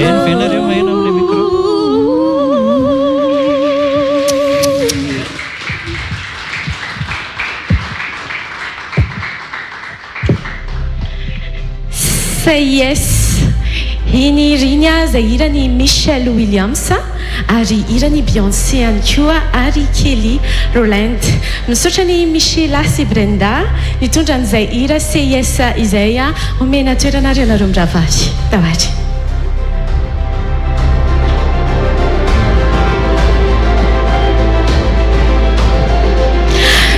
Klasy tomboko vavy ateriko ny arahaba ho antsika rehetra tonga soa eto amin'izao efitrano izao arahaba ihany koa ho antsika rehetra izay manaraka mivantana n'izao lanonana izao amin'ny alalan'ny Facebook ny Real TV Madagascar zany ho an'ny page ho an'ny fahitalavitra ihany koa ho an'ny chaîne YouTube amin'ny alalan'ny Real TV Live Madagascar ary kopakopa tanana ihany koa ho antsika rehetra izay any amin'ny faritra sy any ivelany ranomasinany izay manaraka anay amin'ny alalan'ny Canal Plus miarahaba antsika rehetra tonga soa tomboko klasy tomboko vavy. Fankalazana rososina no ankalazaintsika ho amin'ity anio ity ny voalohany amin'izany dia mazava ho azy ankalaza ny fahafitoana nanomboan'ny Real TV Madagascar ireo fandaharana dia tiana izany fa ny Real News ny vaovao marina teo ihany koa ny météo ary tao anatin'izany ihany koa ny fandaharana l'invité du jour ao anatin'izay ihany koa ho fantatsika mandritra nyity lanonana ity ihany koa izy 12 izay voafantana iatrika izay fifaninanana World Generation la sélection Madagascar ho an'ity taona 2024 ity izay tomboko klasy tomboko vavy mendrika tehaka kosa ny fankalazana rososony zany. Fito taona nitondrana ny vaovao marina fito taona nanandrata ny Real TV Madagascar ihany koa izany hoe kanto malagasy talenta malagasy sy kolontsaina malagasy izany ary fito taona nanomezana ny tsara indrindra ho anao rehetra tany tokantrano tany sy ho an'ny mpijery sy ny mpankafy. Fito taona nitondrana izay viny izay hoe mieux que le meilleur ka amin'ny alalan'ny Real TV Madagascar tomboko klasy tomboko vavy no itondrako sahady ny teny fisaorana ho antsika rehetra ao anatin'izay izay miaraka manome voninahitra anay izao fankalazana izao na isika ato amin'ny efitrano izany fa indrindra ihany koa isika rehetra izay manaraka anay mivantana amin'izao fotoana izao tehaka mafy be ho antsika rehetra ary.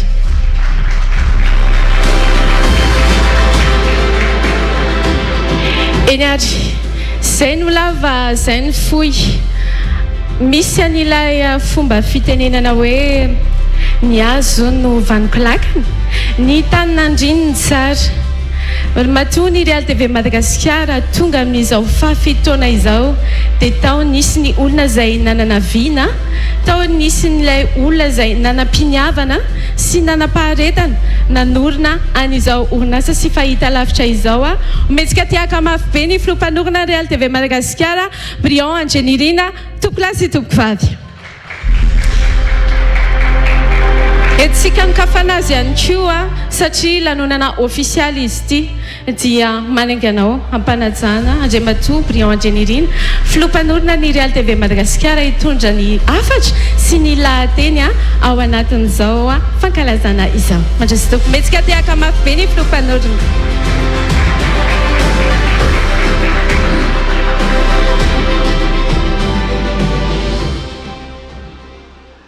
Mankasitraka Nancy mankasitraka atsika rehetrarehetra tompoko lasy tompoko vavy zay tonga manatrika eto amin'ity fety ny Real TV androany ity amin'ny fahafito taona ny izay nitsanganany ny foronany moa zany dia tonga eto tsika rehetrarehetra enikajy amboninatrika ny fahitalavitra raha vao nanomboka an'ity télé ity isika dia maro dia maro ny zavatra nisedra itsika tsy mora mihitsy ny lalana ny diavina fa tena nanambatambatra ny zay rehetrarehetra azo natambatra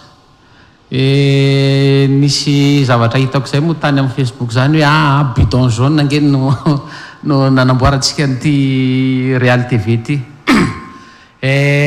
androany tonga eto daholo tsika rehetrarehetra zay niaraka namorona sy nanangana taminay mivady ny Real TV isorana ianareo rehetrarehetra satria iaraha malala nisy fotoana tokoa dia tsy teo zahay tsy teo tamin'ny vatana fa isanandro dia niaraka taminareo teny foana nitantana sy nanoro hevitra dia misaotra anareo mangataka tehaka ho an'ny mpiasan'ny Real TV rehetrarehetra fa dia noho inareo fa raha zay avy any lavitra any tsy vitanay fa dia noho inareo no natoy zao anty télé ity raha ohatra ka zaza nateraka efa mandeha efa mianatra efa nandeha tany am-pianarana za reto gaga mihitsy hoe nansy zany efa tena manomboka hoy za matsiany madama efa manomboka malamalama vava mihitsy nansy zany fa dia zay le hoe efa mitombo efa mahazo ny toerana misy azy ny Real TV Madagasikara sy ny Real 94 FM eto koa dia tsy hoainy tsy misaotra ny partenaire rehetrarehetra satria raha toy izao koa isika dia noho ny partenaire tsy ho voatanisa tsy afaka nitanisa satria sao dia misy adino fa dia tena mankasitraka mankatelina ho an'ny partenaire rehetrarehetra tsy ankanavaka fa dia mirary ianareo koa mbola hiaraka aminay fonafoana anao zay metimety kokoa ny Real TV ahafahana manatsara ny fiaraha-miasa miaraka amin'ny partenaire rehetrarehetra eto koa dia misaotra ny fianakaviako rehetrarehetra na avy aty amin'ny tenako na avy aty amin'ny madama izahay rehetrarehetra moa zany dia iteoko nareo ny tantana ny dianay na namafy anay na tamin'ny mora na tamin'ny sarotra dia misaotra ny fianakaviana zay tonga ao rehetrarehetra io afara io eto koa dia misaotra ihany koa misy fianakaviana anankiray hafa ihany koa avy any Kenya manana fianakaviana koa zay dia tonga eto ry zareo androany afarafara ry zareo misy fianakaviana zay nanana fianakaviana hafa koa zay avy any Kenya dia tonga ry zareo androany nanatrika ny fetritsika dia isorana ihany koa ry zareo dia zatsy ny mpijery hoy ny mpijery moa zany dia tsy ho adino mpijery rehetrarehetra na ny any atokantrano manaraka ny télé mivantana na ny mpanaraka amin'ny Facebook na ny mpanaraka amin'ny YouTube dia tena misaotra sy mankasitraka anareo rehetrarehetra fa dia matoto izao ny Real TV Madagasikara dia noho ny mpijery tsy ankanavaka io tsy ankanavaka na ara-poko na ara-pinona na ara-politika fa dia tena ny mpijery ray manontolo dia hitoloranay fisaorana sy fakatelemana eto andrany ka mangataka tehaka mafy be ho an'ny mpijery rehetrarehetra maneran'ny zao tontolo zao dia androany ihany koa dia efa manararoatra no misaotra ny mpikarakara ny Our Generation dia manararoatra ihany koa miarahaba n'izy 12 mianadahy zay ivokandroany ny anarana dia efa mirary anareo sahady fa ny défi apetrakitsika dia avo satria tsika ny nandrombaka foana ny amboara dia ho anareo 12 mianadahy zay ho tonga eo dia efa miarahaba anareo sahady ary mirary anareo anao fifaninanana tena matotra ary tena anao ny ataoko hoe ny faraherinareo mba hivoahan'ny mpandresy ary le mpandresy zay solontenany Madagasikara andeha ho any Moskoa amin'ny ty taony ty dia mangataka toaka ho an'izy 12 mianadahy zay ho avy eo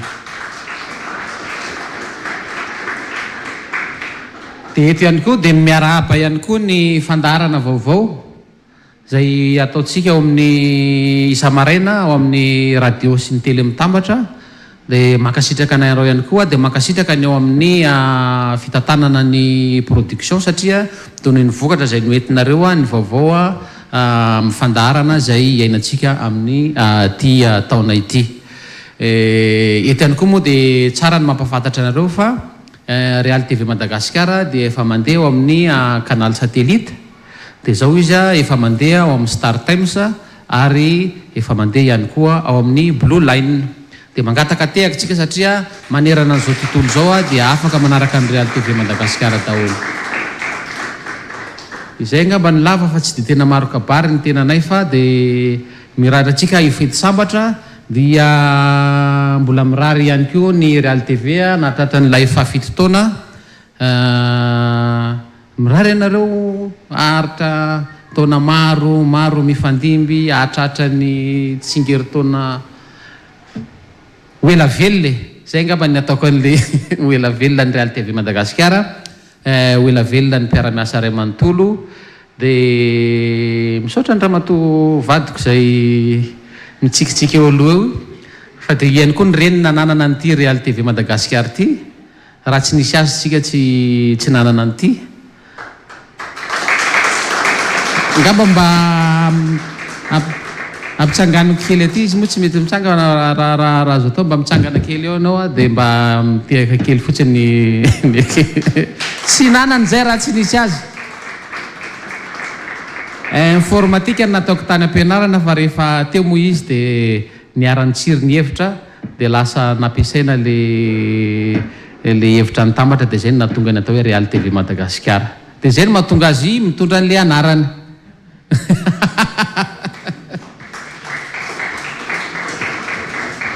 Zay fa dia makasitraka dia manao fety sambatra tsika. Misy sakafo kely natolotra ao dia samy hotahin'ny tompontsika rehetra. Makasitraka tompolasy tompoko vavy. Eny ary famelohan'ny izay rehetra izay ankasitrahana ny filompanorona Andriamatoa Brion Andrinirina tamin'izay lahateny sy afatra izay. Melohan'ny izay rehetra izay dia misy an'ilay hoe tsy ny ezaka natao samirery no nahatoy izao ny Real TV Madagasikara, fa nisy ihany koa ireo mpiara-miasa izay nikofokofoka nanomeny tsara ho azy ihany koa nandritra n'izay fito taona izay ka nahatoy izao ihany koa ny Real TV Madagasikara. Tomboko lahy sy tomboko vavy ho toy ny fandaharam-potoana dia tonga izao ny fotoana hanomezana mari-pakasitrahana andreo mpiara-miasa ireo koa asaiko ampanajana ireo tompon'andraikitra amin'izany mba hiakatra ety anoloana. Arahantsika tiaka mafy be foana tomboko lahy sy tomboko vavy.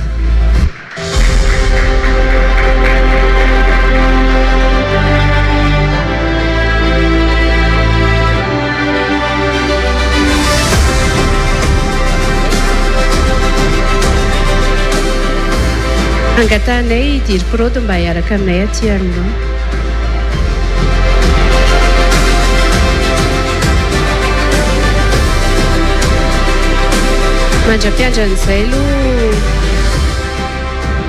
Mandra-piandran'izay aloha tao anatin'izay fito taona zay be dia be ny mpiara-miasa izay nifandimby tato anatin'ny Real TV Madagasikara. Fito taona moa zany tsika izao fa ny hotoloranay mari-pankasitrahana ho an'ity androany ity dia ireo mpiara-miasa izay ataonay hoe nanao ny ainy tsy ho zavatra teny Kianja teny nandritra ny hetsika teto amin'ny firenena tamin'ny volana septambra sy ny volana oktobra ho an'iny taona 2024 iny.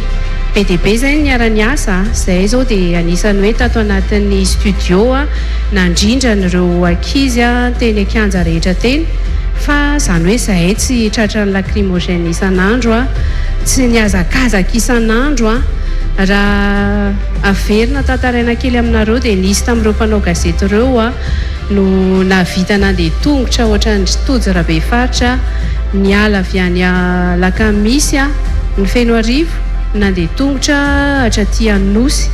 Dia mety hitantsika ihany raha nanaraka ny direkta moa tsika fa nisy fotoana izy teny andalana teny tamin'iny farisipita tafikiny nanakana n'izay moto hitany teny andalana teny mba hoe hitondra azy noho izay hoe asa izay natao zay. Zay ny asa fanaovan-gazety zay ho antsika rehetra ho an'ireo tanora izay maniry ny hanao ny asa fanaovan-gazety dia tsy sangisangy izy ity na hoe te azo toerana ny aorianany fa misy asa be ao ambadika ireny rehetra ireny. Dia tsy tody ihany ohatr'izay fa hitantsika na hoe Léonard Jo izay niara-ny fikasihan-tana na nisy andrimendrika tao Nancy tototry ny lacrymogène daholo reny reo ankizy izay mety hoe miseho isan'andro no hitantsika fa nisy ihany koa ny pakasary tany ambadika tany neny zareo moa zany dia ny sary ny ampiteneniny a dia izay no tolorantsika fakasitrana ho an'ity androany ity dia ho tononona tsirairay ngamby izy ireo i Nancy a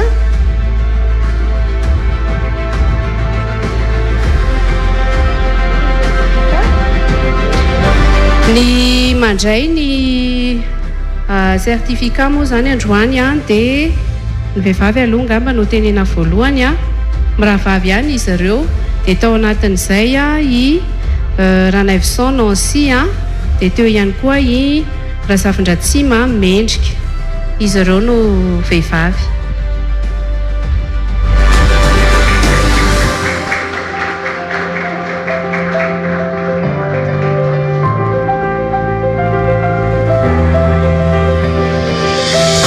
koatra ny vehivavy a nisy ihany koa any Tina Rivony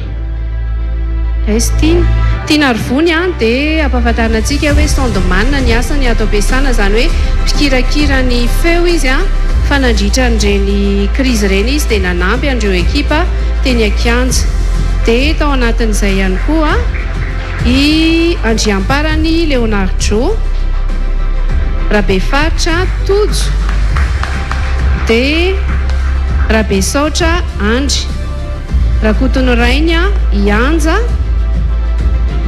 Ermalala Ezekia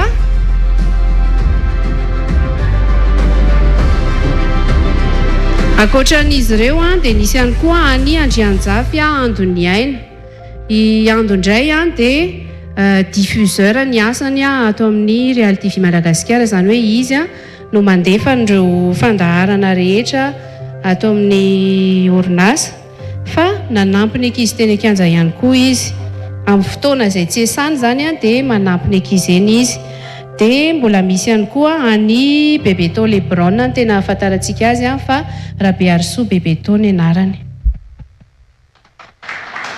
dia i Bebeto ihany koa ny asan'ny Bebeto dia réalisateur ato amin'ny Real TV Madagasikara zany hoe izy no mandrindra ny fandaharana moa zany a amin'ny enregistrement ana fandaharana ireny ireo zany a izy Folomenada izay a ankasitrantsika androany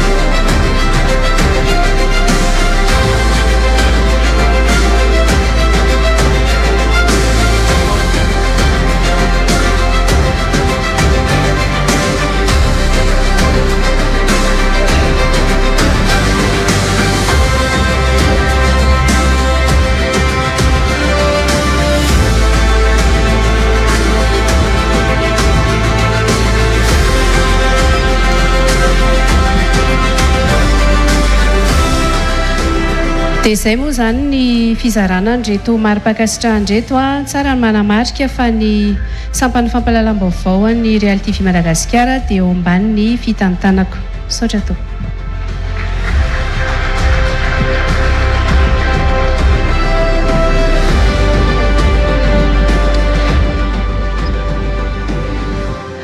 tompoko lasy vavy raha mahita fitsipaka drisa hony dia matsiaro ny dia mangafanao fahazaza fa raha mahita izato vahoaka vorodolona zato kosa dia matsiaro fa ity ilay andro ny rasana mahamanina nofinofisana mba ho vaniny vaniny izy ity androany ity ary dia misaotra antsika rehetrarehetra nataon'ireto mpiara-miasa amiko ireto hoentiko ny teny tamin'ity satria hoy ny fitenenana izay hoe ny siny be ho ny tsy ety matsaka vovo tsy ety maniaka fa ny zinga ny kely ka dia voarairay kely ny tena dia niraisiny zareo hitondra ny fitenenana ny fisaorana amin'ity anio ity na azo ity mari-pakasitrana ity ihany koa nisy ihany koa ny fahatsiarovana dia mahatsiaro ny tena hoe tena mitondra vitrika vaovao indray hoanay mpiasa izany ny fahazahoanana izao mari-pakasitrana izao ary dia efa toy nazotsojrano sady hoe mandehana lavitra mandehana farak'izay tratranareo satria dia nahazo izao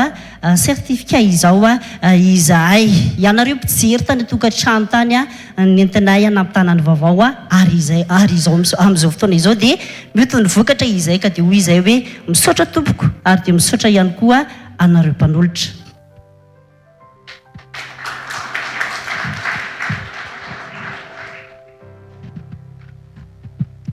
Enary tomboko lasy tomboko vavy atao hoe izay ny lava izay ny fo ankasitrahana ny fanomezana an'izay mari-pakasitrahana izay fa ho toy ny fandaharam-potoana. Inona moa izany atao hoe tsingeritaona izany raha tsy misy ny mofomamy? Na ianareo ihany koa ary mety anontany hoe tsingeritaona ve dia tsy tokony hisy mofomamy? Sa tsy zay? Zay indrindra ka dia fotoana izao hoe tsika anamariana amin'ny fomba ofisialy an'izay fa fitotoana nanomboany Real TV Madagasikara anireo fandaharana tamin'ny taona Jolay 2024 izay tonga ity izay fotoana izay ka manainga anao manainga ny fianakaviam-ben'ny Real TV Madagasikara ihany koa hiakatra ety anoloana hiaraka hanapaka ny mofomamy isika manainga anao Andriamatoa Brion Andrinirina izay filoham-panorona ihany koa hiaraka aminay eto.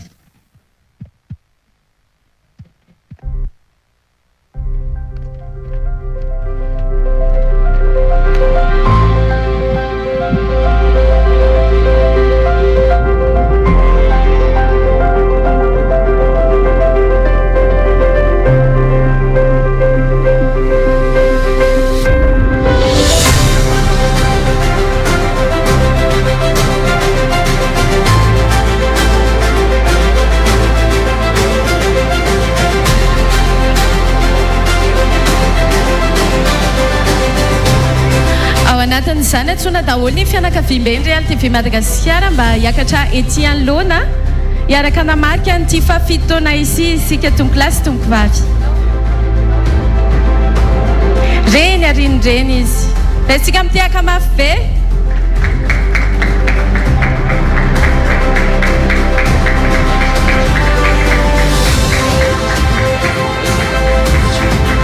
Tsikitsiky tsara daholo izy zany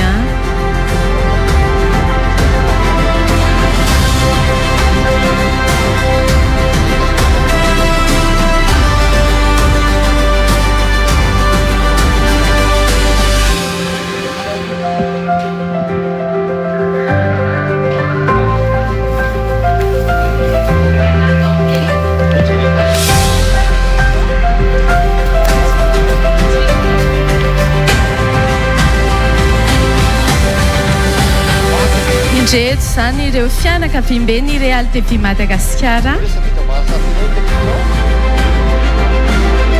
Misy ny tanoranora, misy ny efa lehibehibe ihany.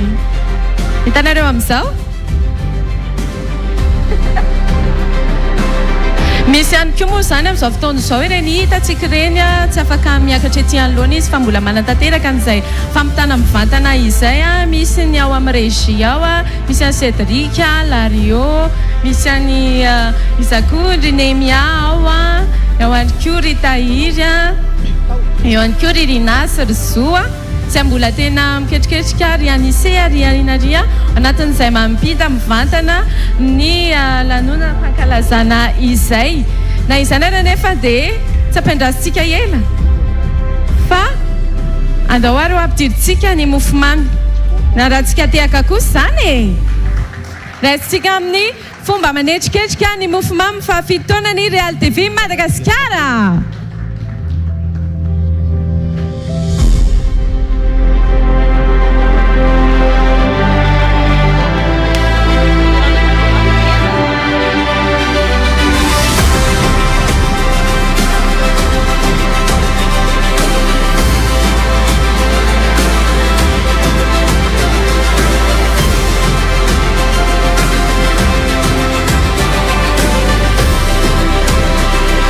raisitsika mitehaka.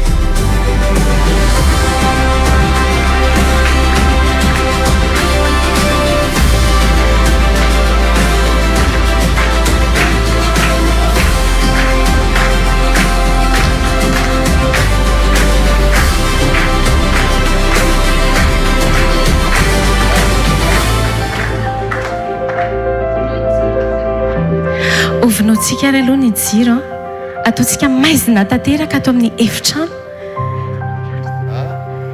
Hiandry ihany koa tsika hoe inona ny surprise anatin'izay fanamariana izay.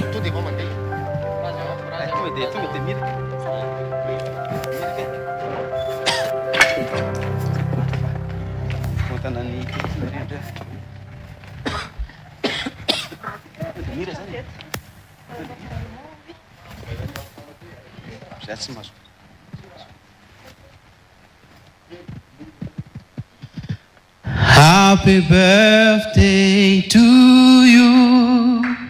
Happy birthday to you. Happy birthday to you, Real TV. Happy birthday to you. Miaraka amiko ary. Joyeux anniversaire. Joyeux anniversaire. Joyeux anniversaire, Real TV. Joyeux anniversaire.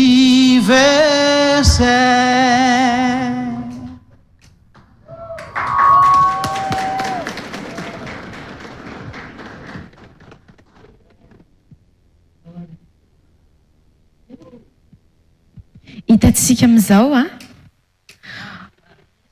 fa tena hafa kely ity mofomamy ity.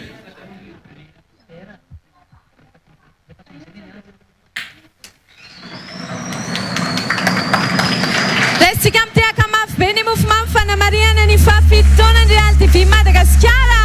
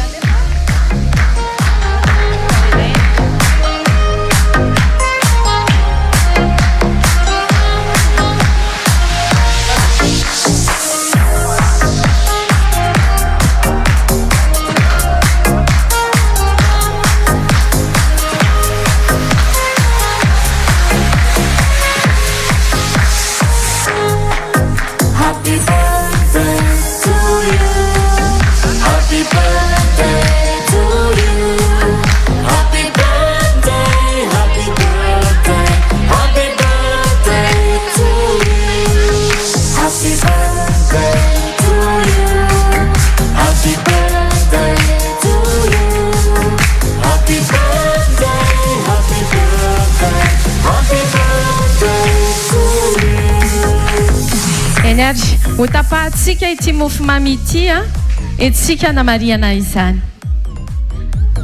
Ndao ary.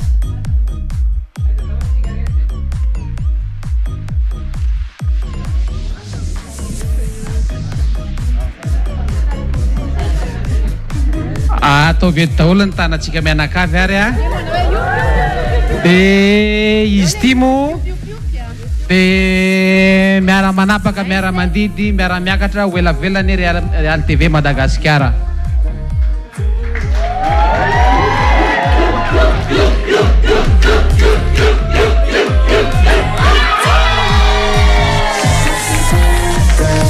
Mankasitraka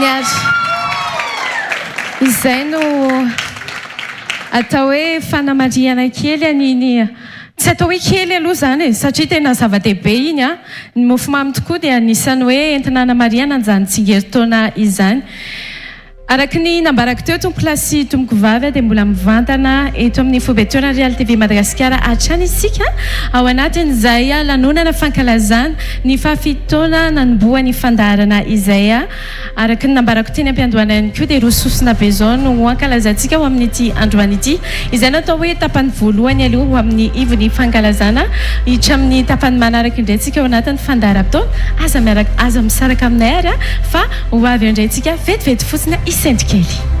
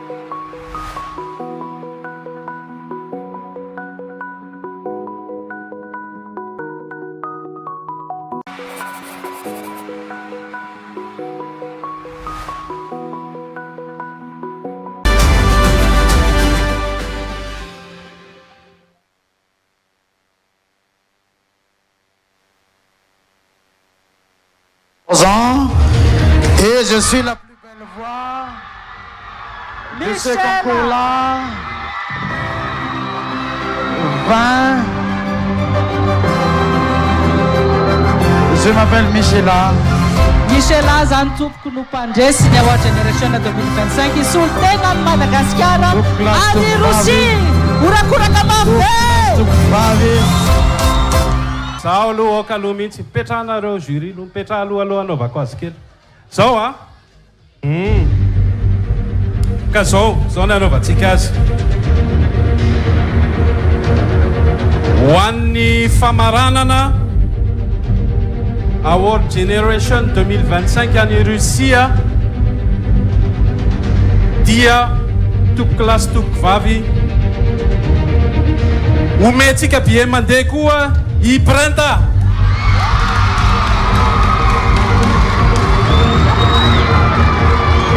omentsika bien anankiray mandeha koa miaramira amin'ny Riantsoa nanomboka teo tarika iray izy telo mirahavavy nisolotena ny Madagasikara tany Rosia nanomboka ny fiomanana no safidina ny hira fianarana foana hira noforoan'ny Eman Alexis nisy kosa ny fanamboarana ny hira niaraka tamin'ny Vince na itiavana Cedric ary teny amin'ny Manitra Rabarso tao amin'ny studio New Sonore no nandraisana ampeo ny hira ikotra fidiany no nanomana azy telo mirahavavy ireo tamin'izany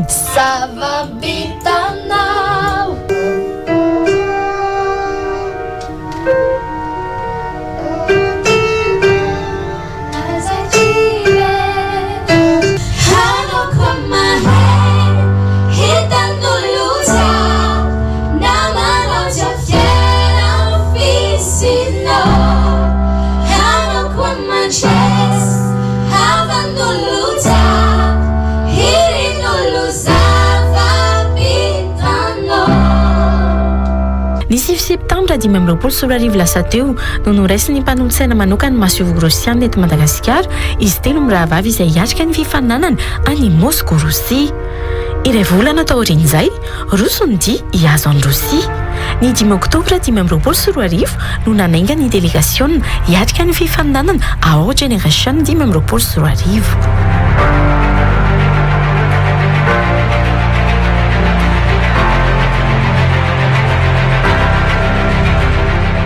izy telo zany solotenantsika zany hoe ohatrany hoe tarika ray avy aty Madagasikara izy telo mirahavavy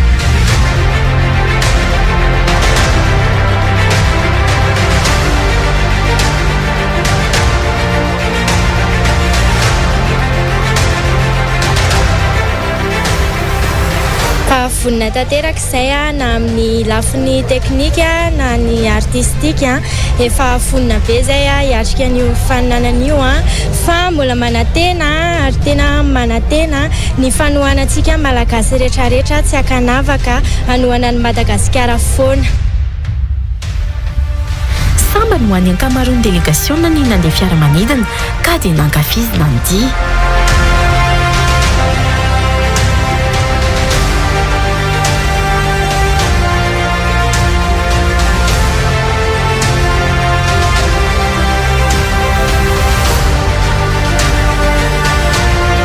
nigadina tany Rosia ny 9 oktobra izy ireo tsy nisy andrasandrasa tamin'izay fa avy hatrany dia nanomboka ny fandaharam-potoana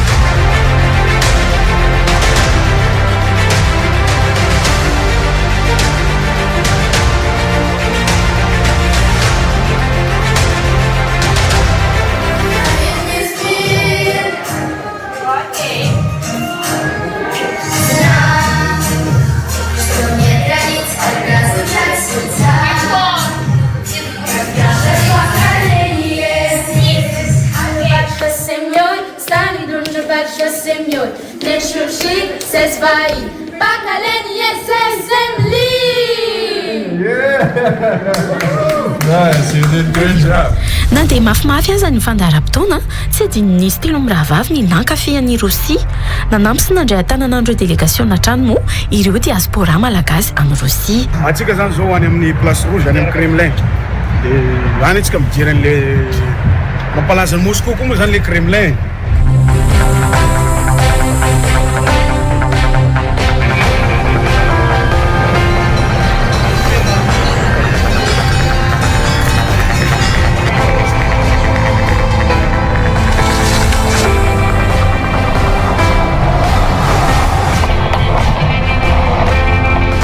Ty zany atao hoe place rouge ny maha rouge an'ity tsy le menamena fa tamin'ny andron'ny guerre mondiale.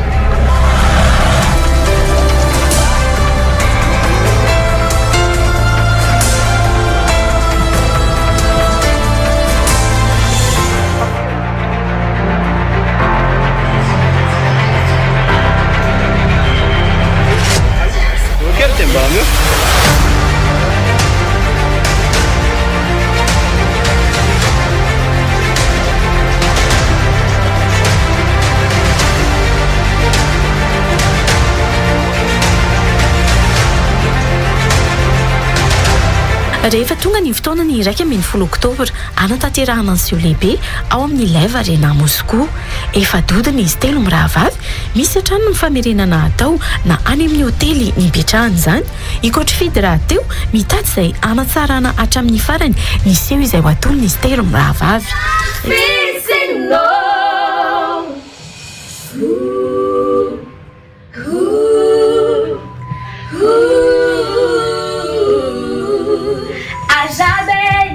Pianatra fone Simbola nisy tavela teo zany Dira mozaikinga saina Mahay mampiasa lo Mamiratse Siamo fo manufe Milaipo avy aminao Mety sarsha lalana Fata fity sike Don't take that directly.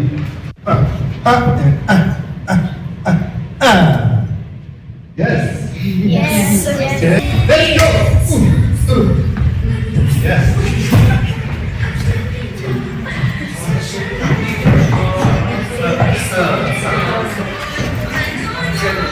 Let's go.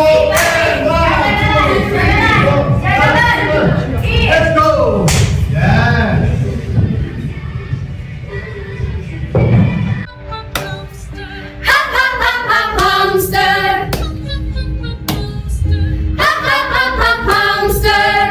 Natao seho miavaka na misehoana ny maha malagasy ny nentiny izy telo mirahavavy nandresena lahatra ny mpizara.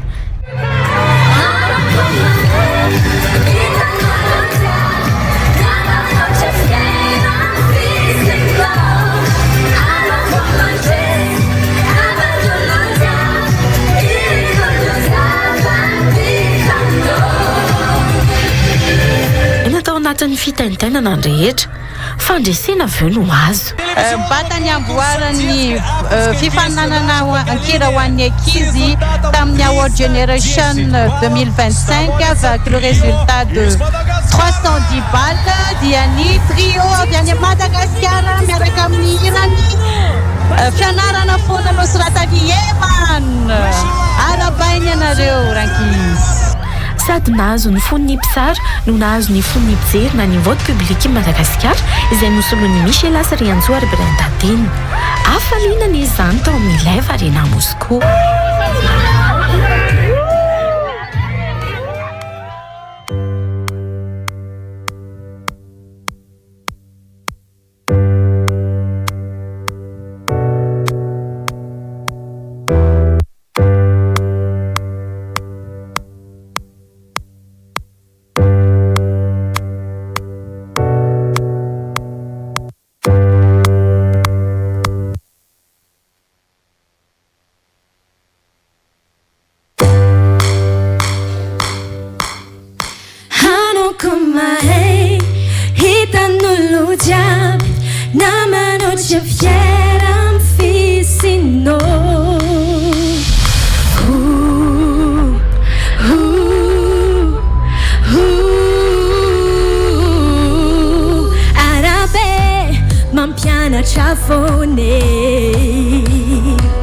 Simbola nisy tavela teo zany Dira mozaikinga saina Mahay mampiasa lo Mamiratse Siamo fo manunufe Mila eripo avy aminao Mety sarsha lalana Fata fity sike Siamo fo ny manunuf Mila ny finiavanao Azakive Anao kumahe Hitan'olo jiaby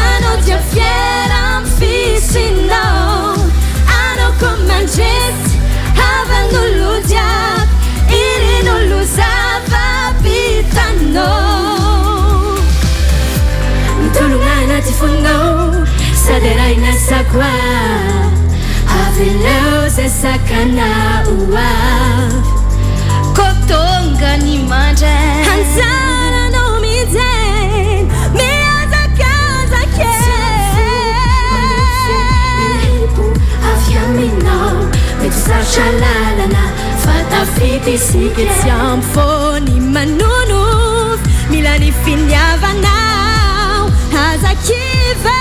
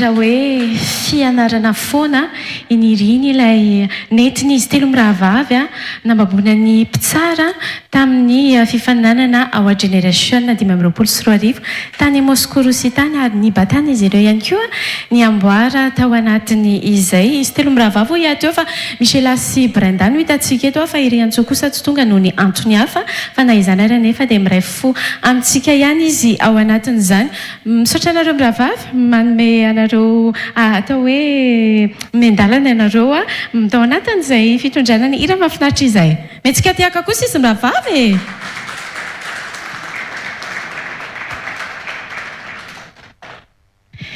enary tomboky lasy tomboky vavy hiditra amin'ny fizarana faharoa ny fandaharam-potoantsika araka ny efa fampahafantarana sy nanomboany irany izy mirahavavy teo a dia hiditra ao anatin'ny award generation 2024 isika fa milohan'izany rehetra izany anefa dia mamela anareo atsiaro kely ny monsieur Alain izay mpampianatra ny teny rosiana ny ireny 12 mianadahy izay tany amin'ny lofta tamin'ny award generation 2024 ireny nodimandro misy tamin'ny volana martsa lasa teo manaingy anareo manasa anareo rehetra tomboky lasy tomboky vavy mba hitsangana kely atsara ny monsieur Alain tsika anatin'ity fahanginana fohy dia fohy ity.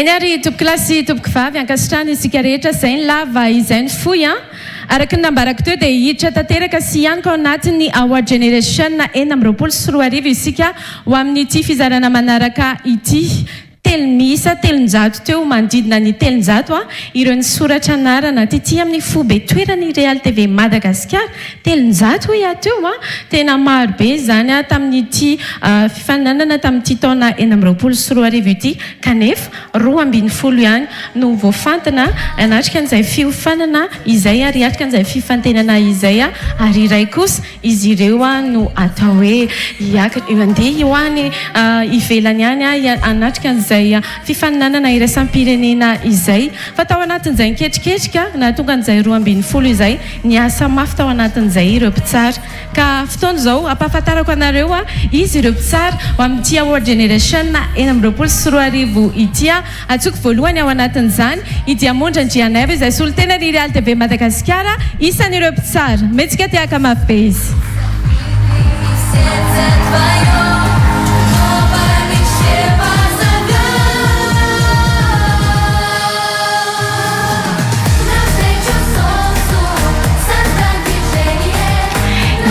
Miarahaba ny Diamondra Andrianaiva indray tsy miarahaba tsonga manao sy fa mamerina fiarabana ho an'ny mpijery rehetra raha izao ianareo vao manaraka ny Real TV Madagasikara raha rotiko kely ihany nao si satria vao omaly moa vao nanomboka afaka nanatrika ny Real TV Madagasikara sika tamin'ny alalan'ny page YouTube indray satria ny page YouTube teo aloha dia nisy olana ka ho anareo rehetra na manana fianakaviana any ivelany ihany sika dia ny Real TV Live Madagasikara io no anarahantsika indray amin'ny alalan'ny YouTube izay fandarana rehetra eto amin'ny Real TV Madagasikara izay averina anao si hoe Real TV Live Madagasikara teny gasy fa tsy teny frantsay. Ie, araka ny nambarako teo dia mondrendrianaivo manodidina ny 300 teo ireo ny soratra anarana tamin'ity Award Generation 2024 ity. Nanahoana ny atao hoe ny fantana n'izany hoe 240 fotsiny ao anatin'ny 300 no alay mafy tena mafy nandany fotoana be zay nandany andro maromaro nanao any sivana ary tena délibération fotsiny no efa tena nandaniana tekitseko ngamba nora enina ngambany efatra na eninora teo nanaovana izay délibération zay tena mbola ady hevitra be moa zay vao natafavoaka n'izay 12 zay ka le 12 ao zany za zao mbola tsy fantatro tare zareo tadidiko fotsiny ny hira satria ny feoany zareo tena nedika hevitra be mihitsy tao anatiny. Ie, metsika tiaka mafy be dia mondradrianay vao izy zay isan'ireo mpitsara ao amin'ity Award Generation 2024 ity. Atsoko manaraka isan'ireo mpitsara ihany koa ny mpanakanto Melky izy ihany koa moa efa tsara ihany tamin'ny Award Generation 2024 mbola iaraka amintsika eto indray ary izy amin'ny taon'ity taona 2024 ity metsika mitiaka mafy be Melky.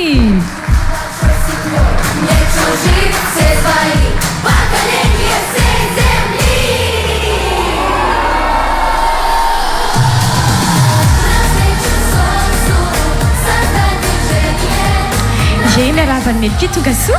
Ia, tonga soa indray ny tenako miarabanareo izy mivady tonyloha manoloana dia ny Real TV ihany koa izay natratra ny fahafito taona.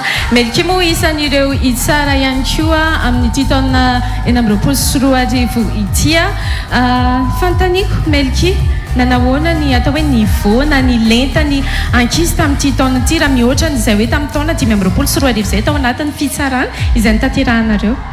Ia, marobe izay 300 izay no tsy maintsy nivitaina zany hoe matotsika nahatratra ny 300 isa dia avo lenta tokoa zany ny ankizy tao izay tena voalazan'ny diamondra hoe tena nanahirana fa tsy maintsy alaina ny 12 dia 12 tena manamaha izy azy zorony ao.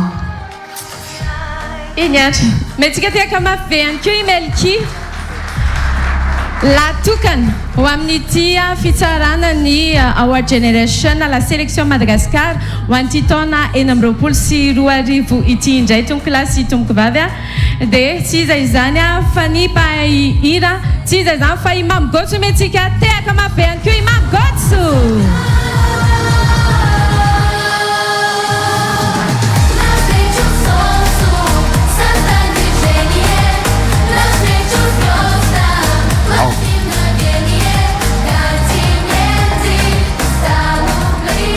Arabaina fito taona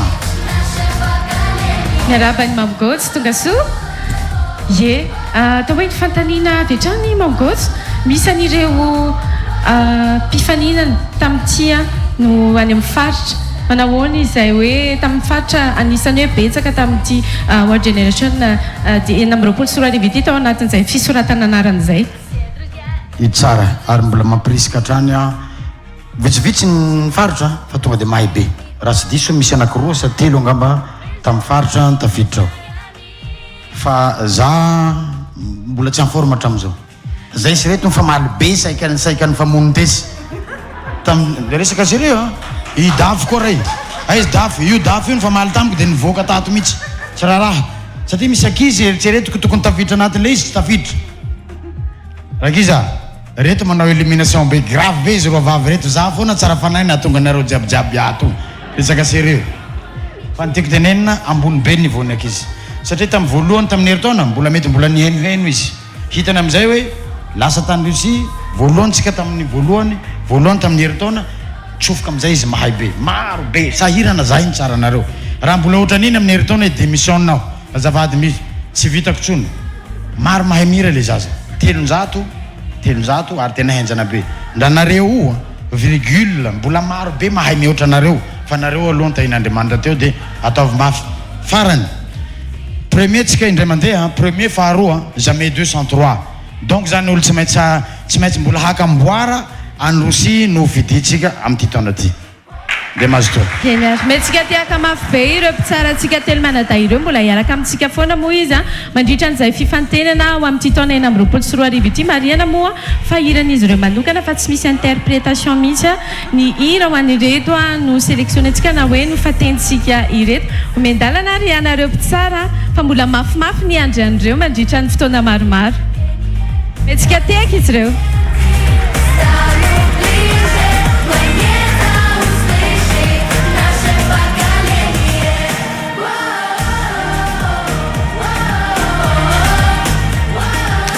eny ary tomboky lasy tomboky vavy mialohany tena hafantaratsika hoe iza ary izy 20 ireo izay voafantana ho amin'ity award generation 2024 ity dia atsoko eto aloha iflamatra matokia hitondra ny anoka hatranyity nanonana hampahafantarana azy ity iflamatra matokia moa dia hampahafantariko atsika rehetra fa izy no nandray anjara voalohany en'izany award generation 2024 izany ary ny batany amboara ihany koa tamin'izany tany Rosia tany iflamatra matokia mampandrosa ny iflamatra matokia ary hitondra ny hira mitondra ny lohateny hoe Iray.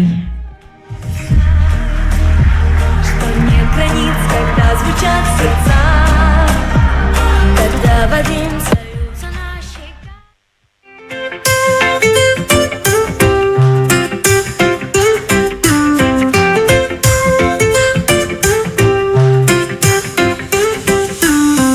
Tena cigaretta, tsy misy saranga, tsy misy nyelanelana, samy amany masoandro. Mangafini tena fihavanana samaja isika ambany lanitra iray mifanoana mitady ny asa marana mifampizara aminitsika sy fitiavana no ery mampiray ianao sy zao isikiray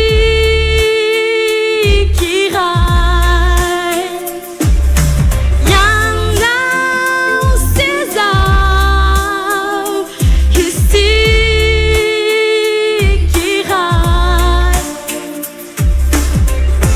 samihafana tsy mampisaraka dao hiaraka androso dia fampitantana borofo ny fitiavatsika izao samatra isika ambany lanitra iray mifanoana mitady ny asa marana mifampizara aminitsika sy fitiavana no ery mampiray ianao sy zao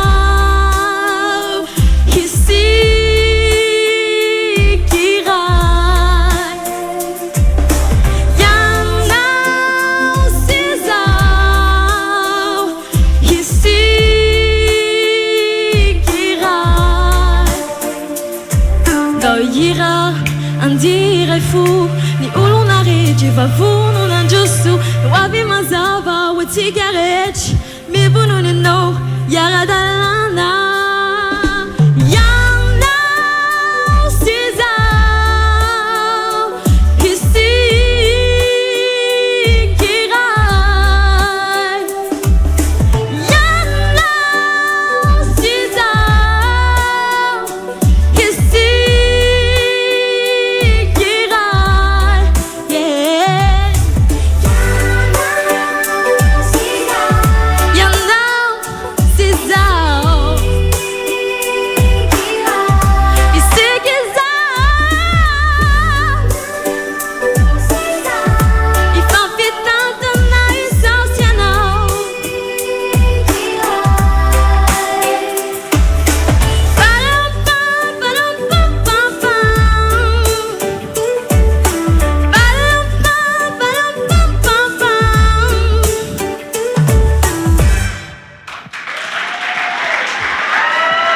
metsika tehaka mafy be iflamatra matokia manabany flamatra ye iflamatra moa araka nefa nambarako teo izy no nandray anjara voalohany tamin'ny award generation 2024 tsy nitondra tanapolo izy tamin'izany fotoana izany fa nitondra ny amboary izy tamin'izany afatra kely filamatra ho an'ireo 12 izay voafantana hiatrika ny Award Generation ho an'ity taona 2024 ity. Miaravatsika rehetra dia faly miarava ny Real TV amin'izao anniversaire zao. Mirahasoa Real TV mba aharitra ela be dia mirary fahombiazana trany. Ny avatra ho any ankizy dia arahana tsara foana izay tenin'ny coach dia endry tsara dia manao maximum fa rehefa miezaka tsara dia milamina tsara ny saina amin'izay faliny rehetra eo. Dia fa bonne chance. Mesika tehaka be filamatra izay ny afatra zoky ho an'izy 12 izay hiatrika ny fifatena mihetsika lalana ary ifilamatra efa dodiny isika izy ary izy 12. Andao ary ho fantaritsika avy hatrany ny mpifaninana voalohany ao anatin'izany dia misy ny Anjara Fity izy no 12 taona hiatrika nyity fifantenana Award Generation 2024 ity. Resitsika mitehaka mafy be i Anjara Fity.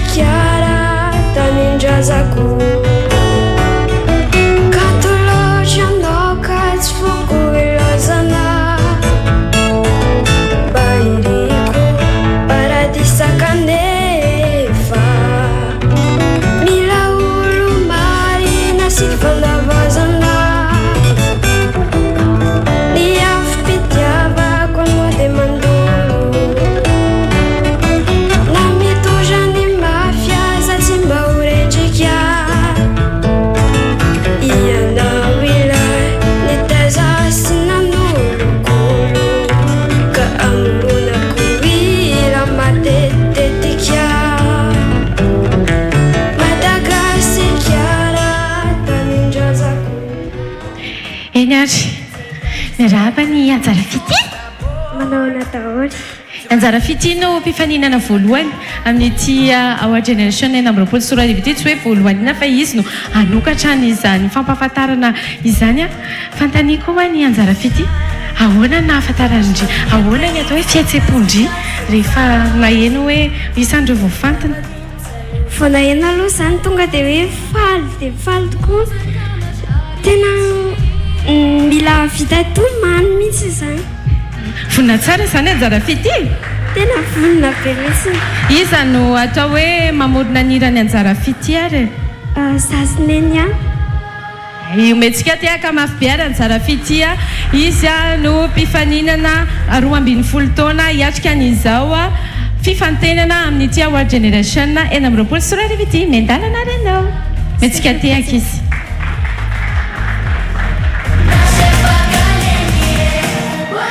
Eny ary manaraka indray izareo izy ity indray dia afany ambositra vany izy no tonga eto amintsika eto hiatrika nyity fifantenana amin'ity Award Generation 2024 ity. Yavitina.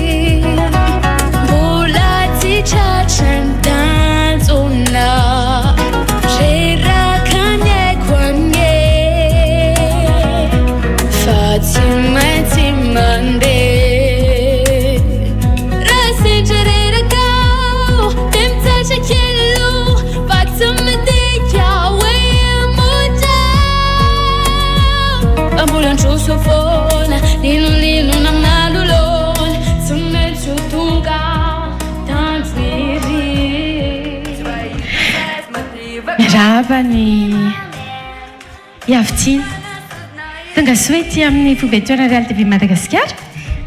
Ye, tratra soa dia eto any profite kely a miarahaba ho an'ny Real TV a natratra ny anniversaire.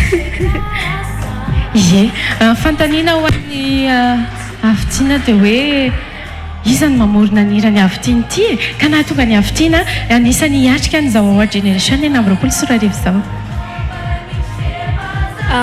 Izay mianakavy mihitsy fa eny e, za moa zany tena miketriketrika an'ilay izy. Inona nandrisika ny havitiana re hoe andeha hisoratra anarana avy any alavitra avy any avy any ambositra avy any izy a ka mpatanana ho any avy any ambositra rehetrarehetra inona nahatonga nyry hoe isan'ireo hoe andeha mba handray anjara? Tena tiako a ohatra hoe mizara ny talenta izay ananako zany a ampitomboako ny talenta izay men'Andriamanitra anahy dia mba ho solo tena ny ambositra ihany koa.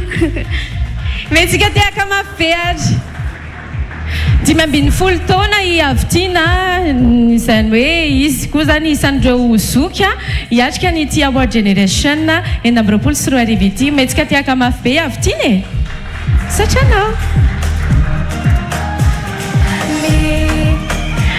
vao ny mpifaninana faharoa iny mbola 12 izy ireo ny atao hoe mpifaninana fahatelo indray ary ho fantaritsika i Artendry 15 taona koa i Artendry metsika tiaka mafy be ihany koa ary i Artendry.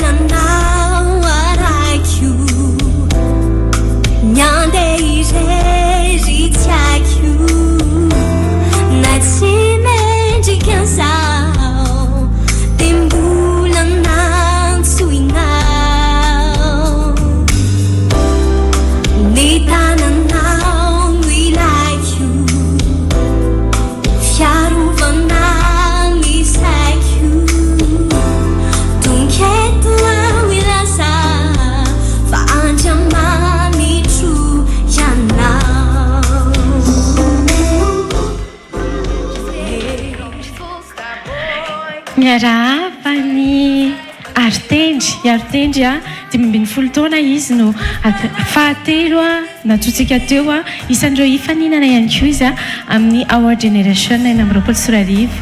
Miarahaba ndry. Salama tompoko, salama daholo mieux que le meilleur marina tena faly be tonga aty amin'ity toerana ity.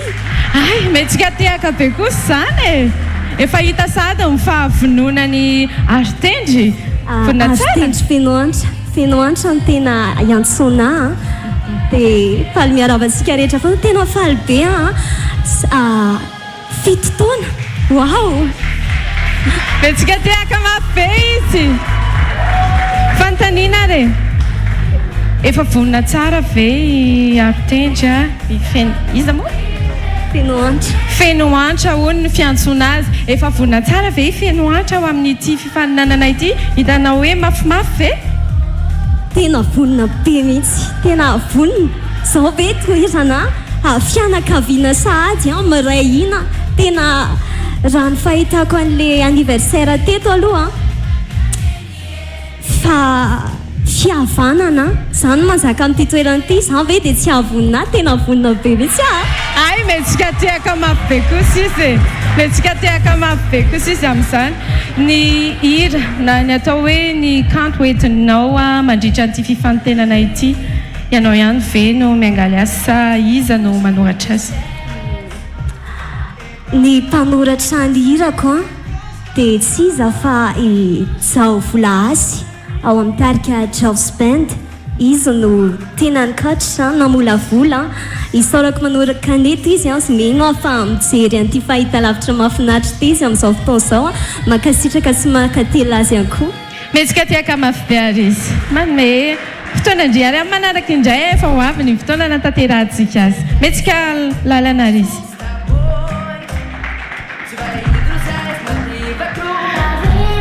Mpifaninana fahafirisady ary sika fahaefatra. Mpifaninana fahaefatra ho amin'ity fifantenana eto Madagasikara amin'ny Our Generation eny amin'ny 24 ity dia misy any Davila 13 taona izy avy any Toamasina izy metsika tehaka mafy ihany koa izy izy olo tena ny Toamasina.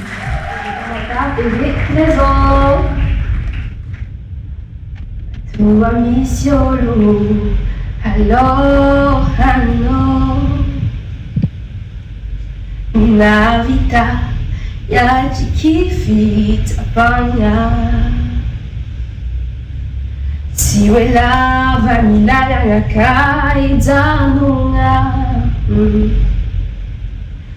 fono olunya vakakua Madeana asaki viseni Mimumbano mora misita vanjeni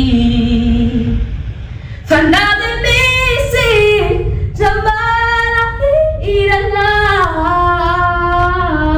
Minuafo utugani fanjese Metsika tehaka mafy be. Miarahaba ny Davila. Faly miaravanareo rehetra izay tonga eto amin'ity toerana ity dia za koa faly miaraba ny Real TV izay nahatratra ny 7 ans. Ie, fantanina ho an'ny Davila avy hatrany ary. Inona tonga ny Davila andrisikanao andeha hisoratra anarana ao amin'ity Our Generation eny amin'ny 24 ity. Raha tegna nandrisikana hagnano Our Generation zany dia hoe mba te hivivre expérience vaovao dia voilà. Manantena ny andresy? Oui. Matombo faninana dia manantena ô? Oui. Enareo metsika lalany Davila izy zany no solotena any Toamasina any amin'ity Our Generation eny amin'ny 24 ity mendalana rena. Metsika tiaka izy. Hitantsika amin'izany fa tena misy avy any Ambositra, misy avy any Toamasina, anisan'ny tena nampiavaka tamin'ity Our Generation eny amin'ny 24 ity zany ny atao hoe izy manaraka izay hiaraka amintsika ihany koa eny amin'ny lafiteny amin'ity Our Generation eny amin'ny 24 ity dia misy any Daniela 12 taona metsika tehaka mafy Daniela.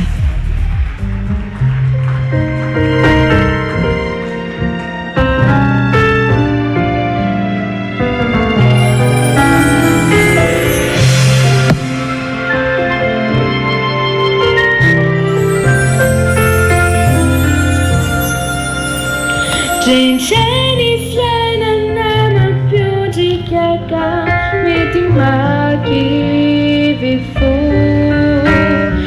Seto nirelasa mety mitambelina quando andranina miasasani zarme tua pizzo nisa sanene famiara miasa esuena ma dedichiani sana non mi vecchio serezata izy no Daniela eny ambin'ny 10 taona ny tovavy miarabanao. Miarabantsika rehetra manatrika eto dia arabaina koa ny Real TV nahatratra ny anniversaire. Ahoana ny fihetseham-pony Daniela hoe nisy niantso taty amin'ny Real TV oviana ianao nisy niantso dia ohatrany ahoana mba tantarao kely hoe ohatrany ahoana nahainonao an'ilay vaovao? Tany amin'ny tontonanay no nahainoko anazy ary avy nanao baolina dia tonga tao an-trano dia niteny tafiakatra ianao dia faly be izay. Vonona tsara izany? Tena vonona. Te handresy? Ie. Teo any ivelany? Ie, tena teo amin'ny mihitsy moa izany matotongetiko. Metsika tehaka mafy be ary izy. Mena lalana indray ary i Daniela izy no mpifaninana 5. mpifaninana manaraka mandeha ihany sika 10 taona indray hidomoina ary maro zazavavy mbola zazavavy ihany koa izy ty ometsika tiaka hidomoina.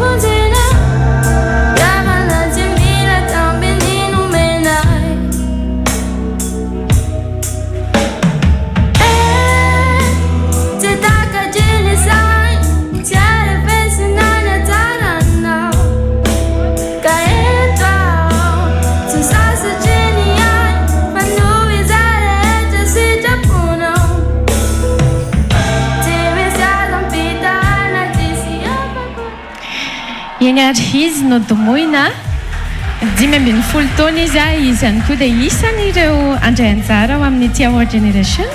Eny amin'ny 24 ity miarahaba ny domoina. Miarahaba antsika rehetra dia miarahaba ny Real TV tratrany 7 ans.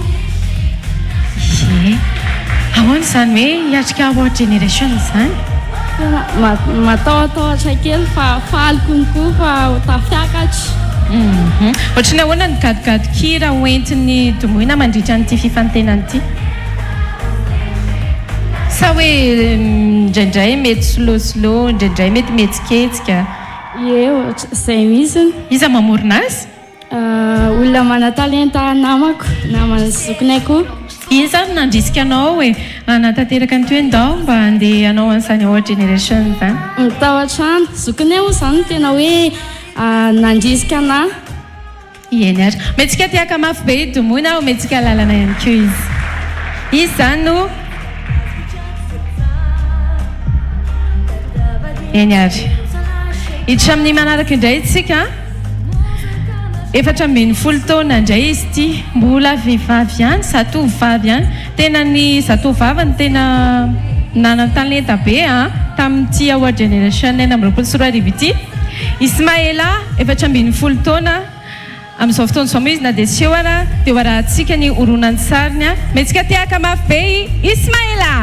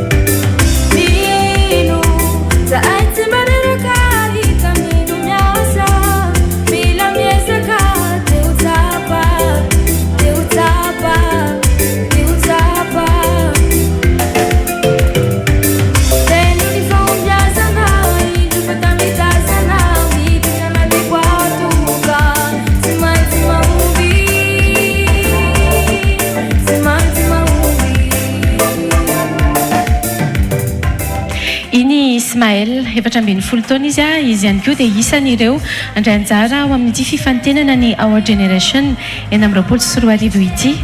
Efa kandida fahavalo isika izao mandeha ny fotoana. Atsotsika manaraka indray ary i Joël 13 taona.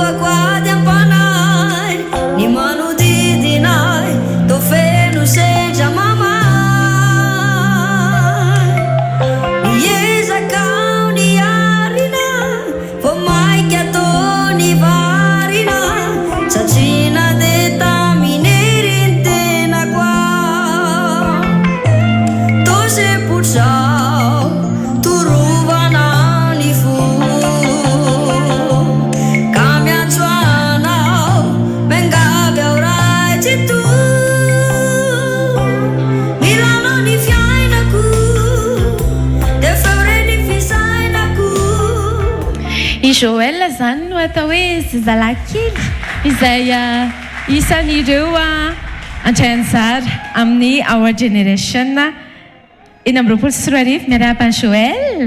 Faly miarahaba antsika rehetra izay manatrika eto. Dia faly miarahaba ny Real TV koa natratrany fito taona. Inona zany nandrisika ny Joël hoe andeha hanao Our Generation raha nga amin'ity taona eny amin'ny roapolo sy roa arivo ity Amba nijeriny za zany ty faninana ao trano dia mifaninana zany dia ozy izy dadanay hoe ngo dia ivonina ozy izy lahy ifaninana dia anareo Our Generation. Metsika tehaka mafy be koa sy Joël e. Dia ahoana ozy dada? Ahoana ozy dada? Dia vonina be ho za dia izy dia mitany vonina be la zany zao. Ie vonina be. Misy 12 nareo ny ao anatiny ao. Inona ary ny lohateninirany Joël iny e? Dia inona iza ny tena mamorona an'iny dia inona ny afatra tiany lahampitena amin'ny hirany lahy iny? Lohateny hira atom-panahy dia ny tiako ampitena anatin'le hira ny fenina rehetra zany mandalo sedra daholo dia izay ny tian'le hira tenenina amin'iny. Tehaka mafy andray e. Eniko mihitsy eto ambany misy nita andray e. Tena andray kely tokoa satria betsaka ny Joël ary omena lala ny Joël manaraka andray ary mandeha ihany sika 19 taona indray izy ity zatovovavy kely 19 taona tsy iza izany fa i Jessica.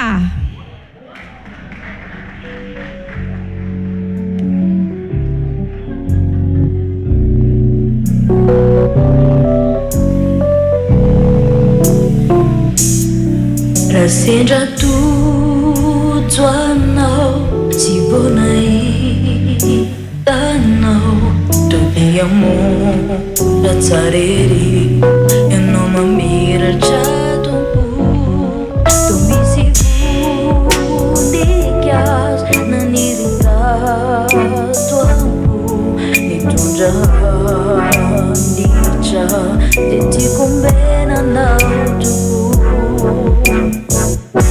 ni teno etikanao dia teny aniratseanao na ny ampito azy dia andro mitovy amisanao fa ianao io mananova ny tontoloko ho fiainam-bava. Izy no Jessica. Metsika tehaka mafy be izy.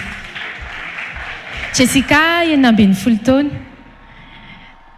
Fantaniana voalohany hoe anga misy mpihira ao aminareo sa i Jessica mihitsy no andeha hisatatra an'izany hoe andeha hanao mpanakanto zany? Efa tia mozika daholo ihany izay ao an-trano fa zany tena hoe nanapa-kevitra hoe andeha hanao mpihira. Inona ny tena nandrisika anao hoe amin'ity Our Generation eny amin'ny roapolo sy roa arivo ity? Tena nandrisika anahy ny fitiavako mozika aloha voalohany indrindra dia moko efa be dia be ny olona miteny anao hoe endahana manao Our Generation ty eo manao. Efa nihira hatramin'izay zany nanomboka firy taona? Efa hatramin'ny mbola kely. Vonina tsara? Topoko. Eny ary metsika tehaka mafy be ary i Jessica metsika lalan'izy. Efa ao anatin'izay hoe fampafantarana ny reo ankizy izay atrika ny fifantenana izay atranisika efa ny ankizy 10 sahatsika zao mbola zatovovavy kely ihany 15 taona indray i Malala.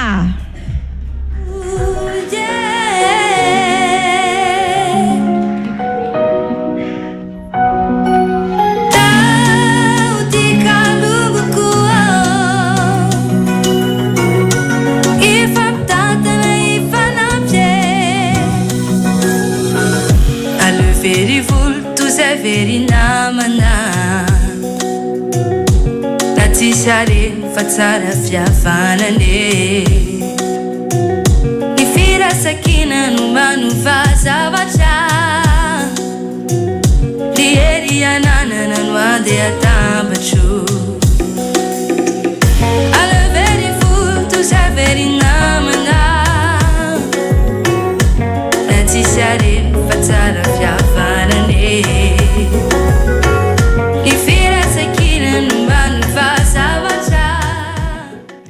Metsika tehaka mafy be i Malala. Miarahaba ny Malala tonga soa. Ie dia faly miarabantsika rehetra na ny eto amin'ny foiben'ny Real TV Madagasikara na ny any tokantrano.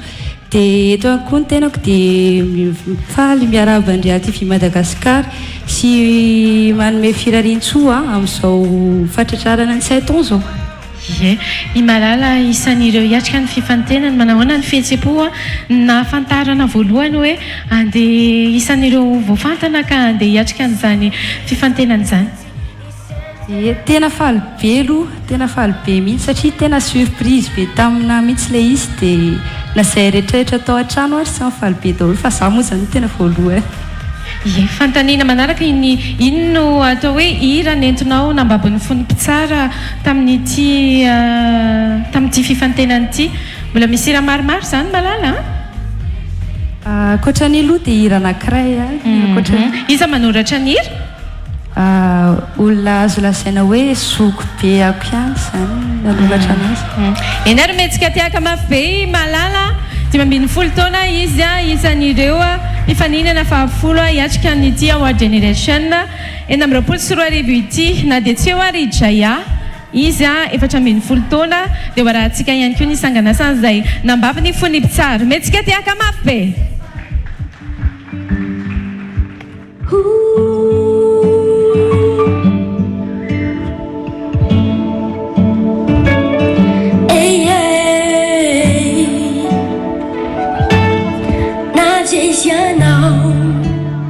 Na inna lukuni puiranau Sate ifandai itafaminau Nifirai sanki Tumfidi fiavi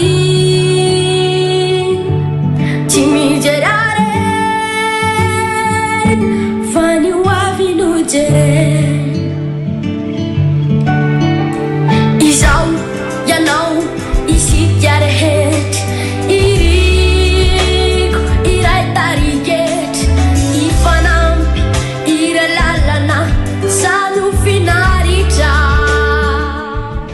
Metsika tehaka mafy be Jaya izy ny bandikely na hoe izy indray no le zazalahkelitsika anisan'ireo hiatrika nyity Award Generation 2024 ity. Miarahaba Jaya. Miarahaba antsika rehetra dia miarahaba ny mademoiselle mosa madame. Allô atao mademoiselle aussi miarahaba. Indrindra koa tsika manaraka ao amin'ny télé tsy adino. Miarahaba antsika rehetrarehetra. Gasikara fiesura aman-dreny miarahaba. Ie, mijery ny horonan-tsary Jaya ohatran'ireny efa tena mpanakanto kely ireny misy. Anga efa mpanakanto kely? Tsy mbola mpanakanto zany fa atao fotsiny izay mahatsara le izy dia izay. Araka ny hitantsika amin'izao tena mety ho tena hoe afapana ao amin'ilao fotoa ary nahita an'ireny karazany ireo mpifaninana teo ireny misy any Jaya indray zany ity izao. Metsika tiaka mafy be aloha izy. Ie, nahoana no nahenona an'ilay vaovao hoe isan'ireo hiatrika ny Award Generation hifantana an'izany amin'ity taona 2024 ity zany Jaya? Dia tsy hay aloha hoe ahoana nanaovana azy fa faly fotsiny mifanahena dia tena courage be fa lasa mibandy. Lasa mibandy ametsika tiaka kosa izy. Vonina tsara zany. Vonina tsara tsikako. Inona zany no tena tanjon'lahy? Mba ampiakatra avo ny talenta malagasy sy ampiakatra avy ihany koa ny talentako moa zany izay nomen'Andriamanitra anahy. Metsika tiaka izy mendalana ihany koa izy Jaya. Mankasitraka. Efa tonga amin'ny fampahafantarana ny mpifaninana farantsika faharoa ambin'ny folo ho amin'ity Award Generation la sélection Madagasikara 2024 ity. Mpifaninana farany ao anatin'izany 4 taona izy i Manoa anarana ary avy any Fianaratsoa indray izy isolo tena ny Fianaratsoa i Manoa.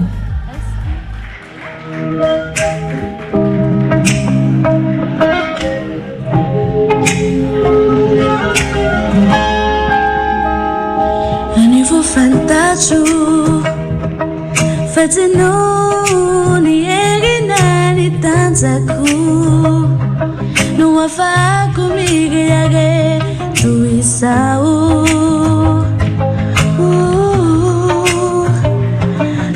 Sapako fa tsy nety niotra ny fefisay fitako melokao tsy metriky ny antsony anaganao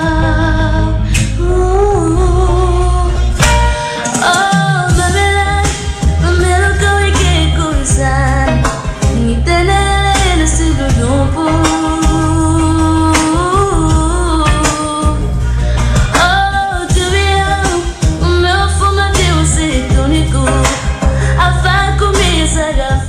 Metsika tiaka mafy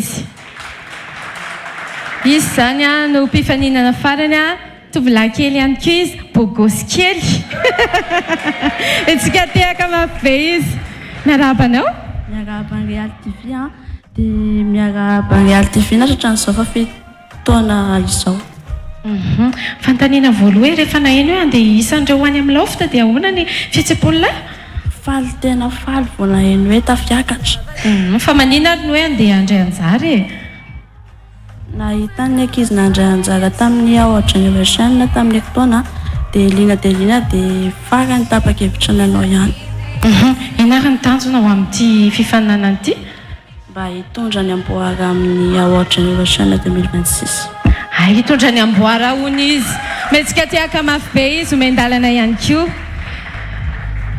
zay ary izy 12 mianada tomboky lasy tomboky vavy izy ireo zany no andeha hiatrika nyizay fiofanana izay eny amin'ny lofty eny mariana fa manomboka ny fahavaliny volana jolay ho avy izao no hiditra eny amin'ny lofta izy 12 mianada ireo hiatrika an'izay fifantelana izay hianatra ihany koa eo ihany koa ny anaraka ny fiofanana ao anatin'izay metsika tiaka mafy be ary aloha izy 12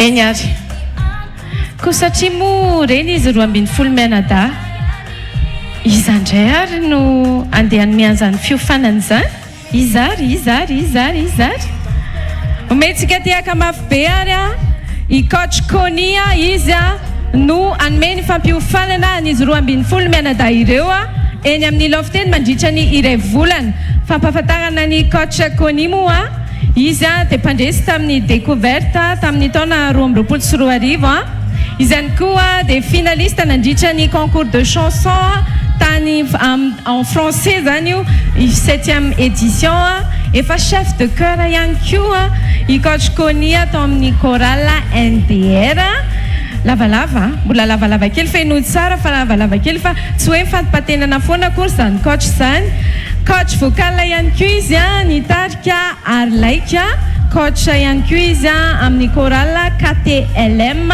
Tsimbazaza mbola choriste ny groupe Meva Gospel Madagascar ihany koa izy sortant ny coach vocal Feo Academy any Toamasina tany izy mbola tsy vita izany koa no coach ny discipline guitare ao amin'ny institution Sainte Famille Mahamasina coach vocal ny artiste amin'ny label Team Records Davalta ihany koa izy zay ny mombamomba ny coach Konia metsika tiaka aloha izy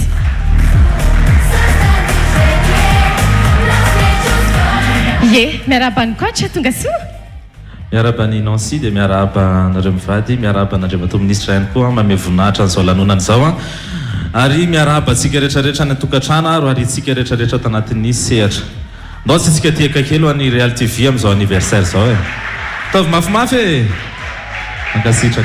mankasitraka ny coach coach tamin'ny taona 2024 Award Generation ny bata ny amboara i Madagascar tamin'ny alalan'ny Filamatra Matoki tamin'ny taona 2024 ihany koa tamin'ny Award Generation mibata ny amboara ihany koa i Michela sy Brenda i Riantso ho an'ity taona 2024 ity dia fibe ho an'ny coach ity miandry daholo mijery rehetra sy ny mpakafy ahoana ny andraisanao an'izany tena challenge be mihitsy le izy ary tena ngeza ozy za hoe aloako lavitra mbola tsy nisy nahazo le izy dia mba amin'ny team misy mahazo fa enjakenjana fa hitanareo teo ngamba ny talentan'ny ankizy tsirairay avy a tsy misy tokony ho atahorany mbola atsika ihany eo amin'ity taona ity sady zany asiorakoraka mafy be asiorakoraka mafy be vitanareo io rakizy vitatsika io amin'ity taona ity makasitraka ny coach eo ihany aloha coach tsy metsiketsika eo fa akoatra ny coach moa eny amin'ny lafiteny akoatra ny resaka mozika sy ny fampianarana ny hira dia mbola omena fampianarana maimampona ihany koa ny ankizy mandritra an'izay fotoana hipetrahany any amin'ny lafita izay ampianarana ny teny anglisy izy ireo miara-miasa amintsika eo anatin'izany ny ITT Madagasikara na dia tsy eto any moa izy amin'izao fotoana izao dia omentsika tehaka mafy be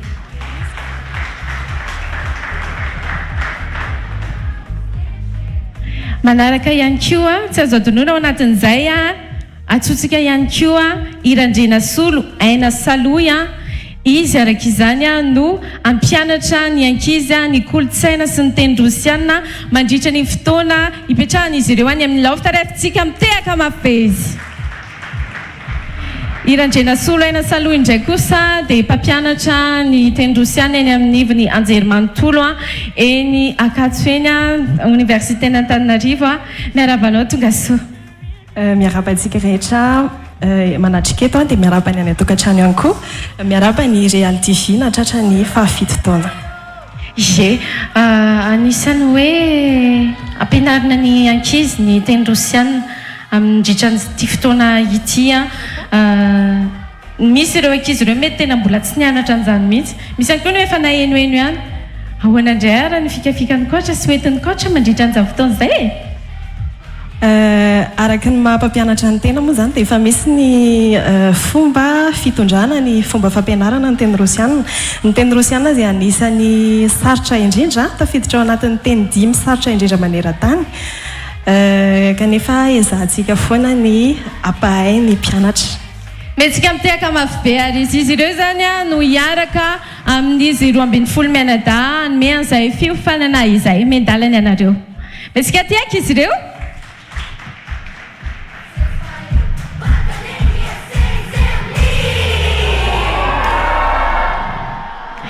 ye reny zany mahakasika ny Our Generation mbola hoarahantsika eto amin'ny fahita lavitra ny Real TV Madagasikara ihany moa ny fivoaran'izay sy ny toy ihany rehetra mahakasika an'izay fifantenana ho ataontsika izay ho amin'ity taona 2024 ity amohantsika an'izay mpanakanto kely izay isolo tena Madagasikara amin'ity taona ity izay fa raha tsy haivina aloha dia ny fahavalon'ny volana jolay ho avy izao zany izy ireo zany hoe amin'ny herinandro zany no andeha lofta anaraka an'izay fiofanana izay sy hianatra izy 12 mianadahy ireo ny 9 jolay ho avy izao kosa no anarahantsika mpankafy Our Generation sy mpijery ny Real TV Madagasikara ihany koa ny izay fitsarana rehetra n'izy 300 mahery izay mandritra n'izay fotoana izay ihany koa amin'ny faha-15 ny volana jolay no anatanterahana ny stage 1 zany eo ihany koa moa zany amin'ny faha-20 ny volana jolay ny stage 2 ary amin'ny faha-9 ny volana aogositra ho avy izao ny stage final izay amohantsika ny hoe izy ary ilay isolo tena ny Madagasikara amin'ny Our Generation 2024 izay 12 iateo izy ireo isy ny hitsana efatra no mihitsana amin'ny stage 1 ka 9 sisa izy ireo amin'ny stage 2 ary mbola hitsana ihany koa ny 3 amin'ny stage 2 dia ny stage final zany dia 10 no hiady eo dia ometsika tiaka mafy izy ireo fa mbola mafimafy ny azo an'izy ireo ny zavatra hitranga ihany koa kanefa na izany dia hoentin'izy ireo ampitsikitsikiana ihany eny ary hitoy foantsika ao anatin'izay fa aza miala lavitra ny fahita lavitra Real TV Madagasikara sy ho anao izay manjoy an'izany amin'ny alalan'ireo kanala maro samihafa isento kely alohantsika fa aza miala lavitra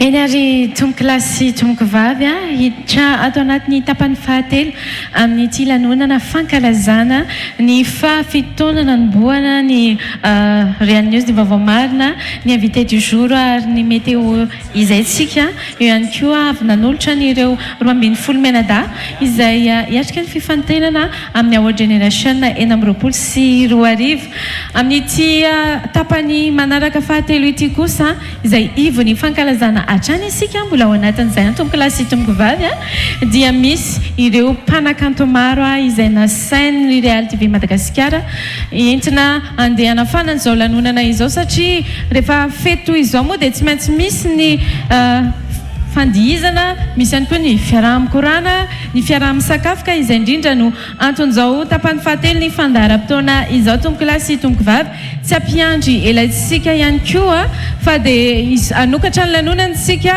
amin'ny alalan'ny hira ihany koa misy moa zany isaorana sy ankasitrahana ny fiara-miasa amin'ny Manda Seafood ao anatin'izay nanomana ny sakafo ao amin'ity fety aman-danonana izay tanterahantsika ity mentsika ty akary zareo avy amin'ny Manda Seafood ankasitrahana ary araka nambarako teo mpanakanto maro no hiaraka nafanany lanonana ao amin'ity alina ity raha isika amin'ity mafy ao anatin'izany mpanakanto kelitsika izay vao nivoaka tao amin'ny Award Generation 2024 tsy izay zany fa i Michela.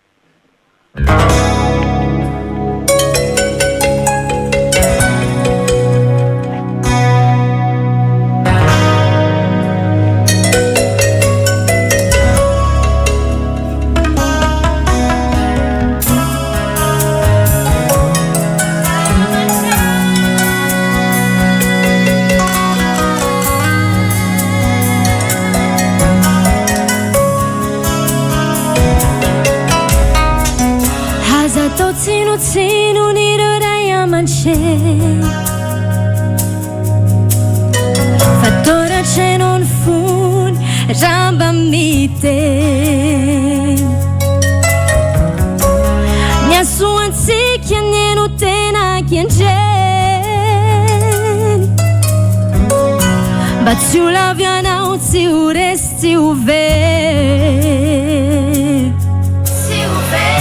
aza resinao tsy fitiavany reny anatry reny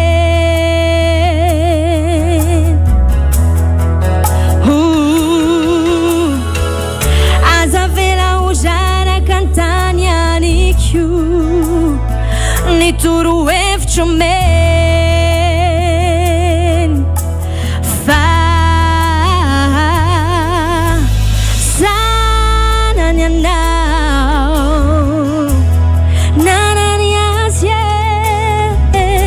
tsy avelany ho lavo razony atao fa zanany anao nankarany ainy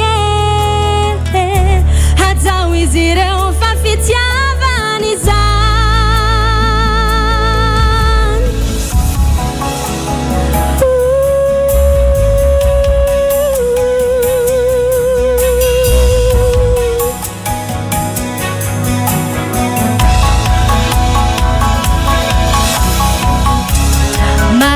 fa kely anao tsy natsapy izany fa niezaka nanohitra tsy nihaino hatrany lazaina fa betabataba tsy sioky izany faran'izy ireo reraka ihany teny mbola velona velao izy teny ankato avy sy anjoro anatro meny fa fitiavany anao averiny ombienombieny fa tsy anenenanao rehefa lasa izy re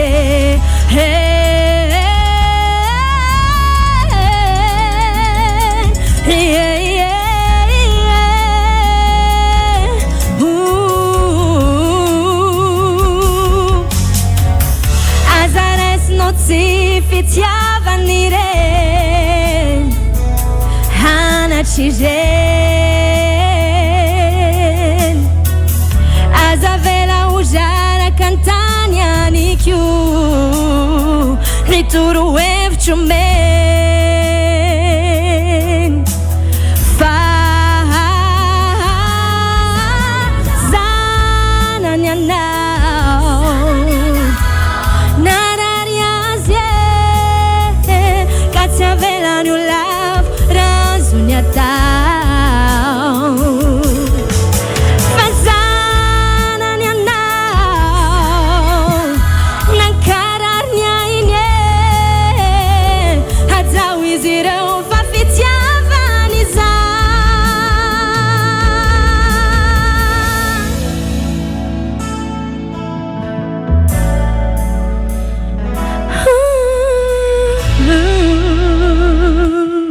Message tompoko metsika tiaka mafy be Michela. Ie, Michela efa mpanakanto kely. Ray aman-dreny ny lohatenin'iny Irinya nefitra finosiny ray aman-dreny iny efa hita ihany moa nandritra ny fifantenan'ireny efa nentin'i Michela hatrany. Inona ny tena antony iny iza no namorona azy? Voalohany indrindra aloha dia faly miaraba antsika rehetra izay manatrika eto faly miaraba ny any atokantrano ihany koa manaraka an'izao fandaharan'izao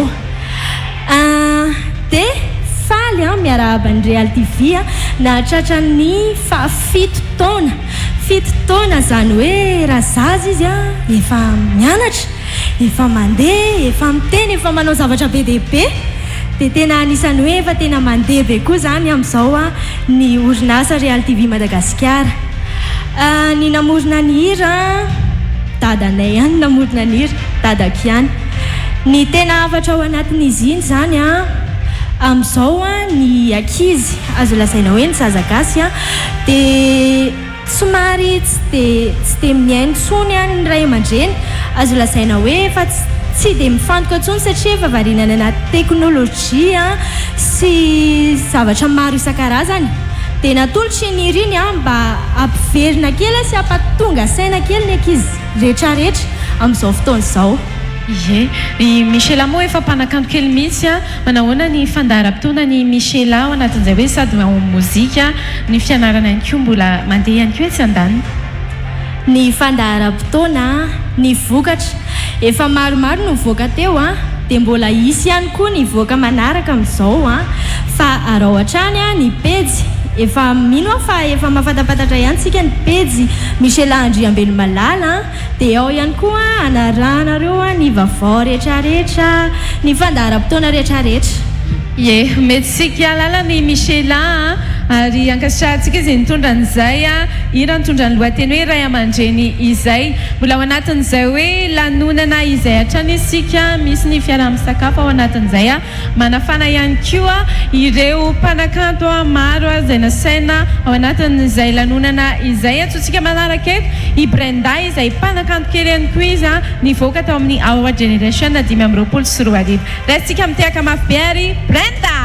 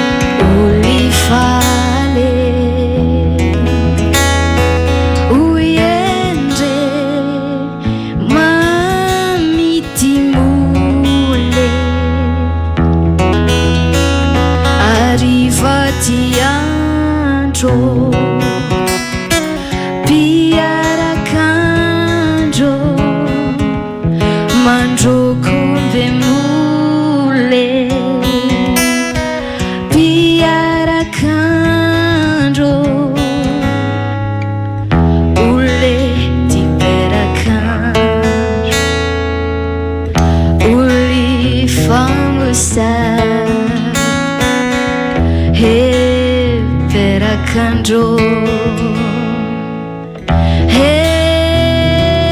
aba hariva olony piarakandro olony piarakandro hariva olony piarakandro olony piarakandro akuzele akuzele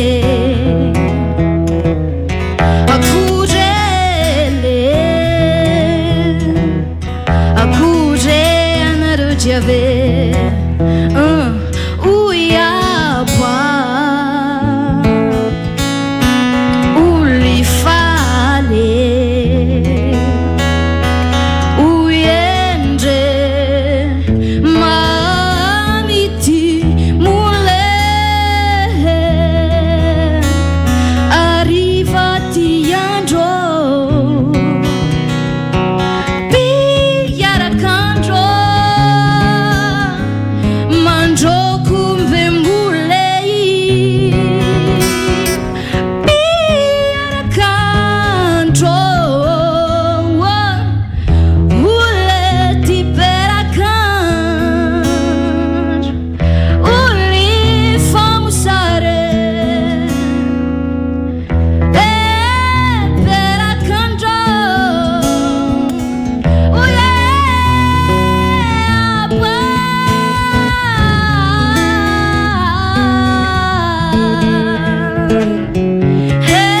uli piarakandro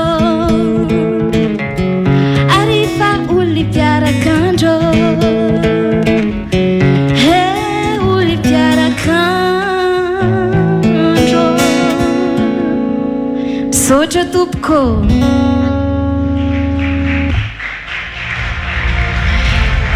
iny Brenda ihany koa nitondra an'izay a ira piarakandro izay miarabany Brenda faly miarabany taty Nancy dia faly miarabantsika rehetra izay manatrika sy any atokantrano manahoana izany hoe fa lasa mpanakanto kely izany araka ny hoe efa lasa mpanakanto dia tsy mitovy ny fiainana taloha intsony izany fa fiainana hafa mihitsy tamin'iza nanao any fifananana génération ina ny tena nampisokatra ny lalako dia amin'izao efa miomana amin'ilay tena hoe mpanakanto matianina misy fireo zany zao nefa hira no firon'ny Brenda dia mieritreritra inona ny tanjon'ny Brenda ao anatin'izay hoe antony nanaovana an'izay hoe ho lasa mpanakanto izay le hira aloha tsy hoe ny foroniko fa ny foron'ny zokonay dia za fotsiny no mamelona an'ilay hira dia mitanjoko ny amin'ilay hoe ho lasa mpanakanto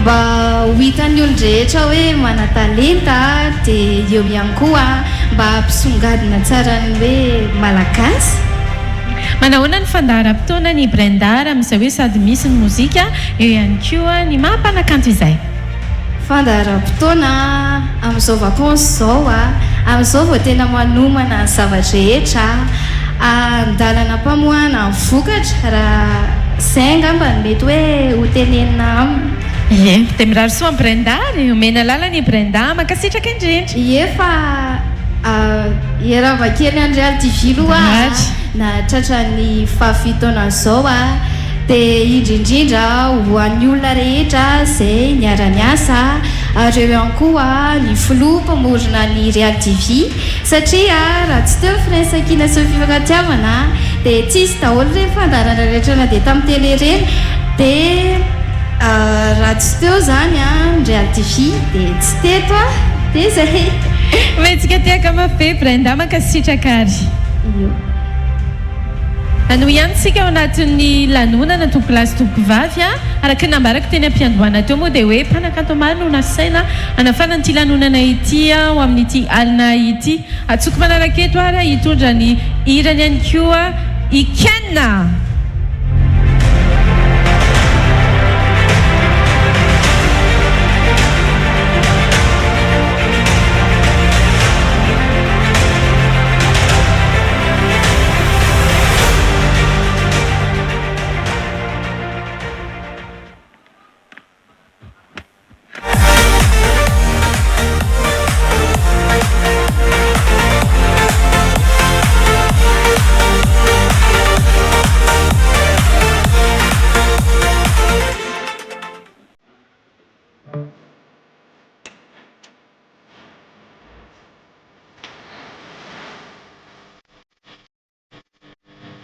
Yeah.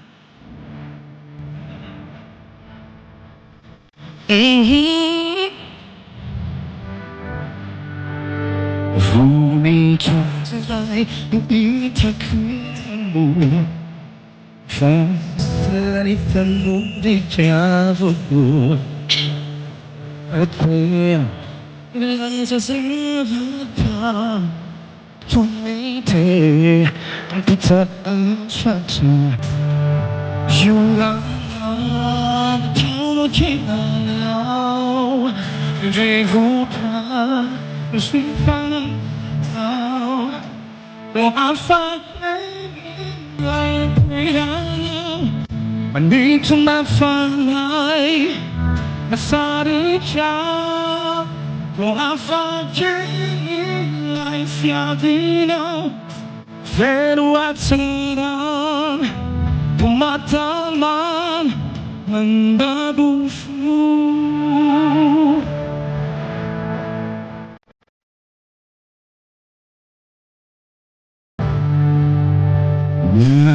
Kawanat Fajirana Yana Tutra Fatsamesajirana Vichin Bibitebi Manabitan Mahai Mamanin Fan Niulana Watankinanda Nidiguta Suisanana To I'm fighting like we don't know Need to my fun I sorry can't To I'm fighting life Yadino When what's around Mataman Nabita Kaichini La Yeah Reach for me steady in Mundana So I'm fighting like it we don't know But need to not find out Sadika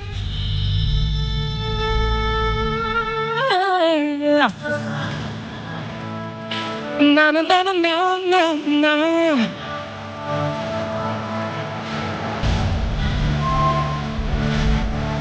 Yeah, yeah, my favorite time.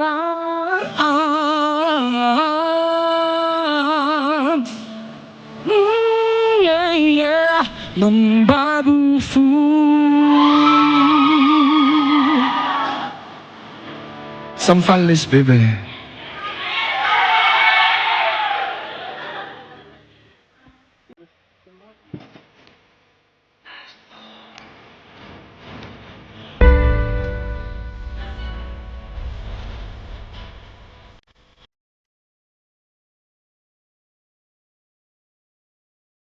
Cool idea, you don't eat it, feed it now. It's overwhelming.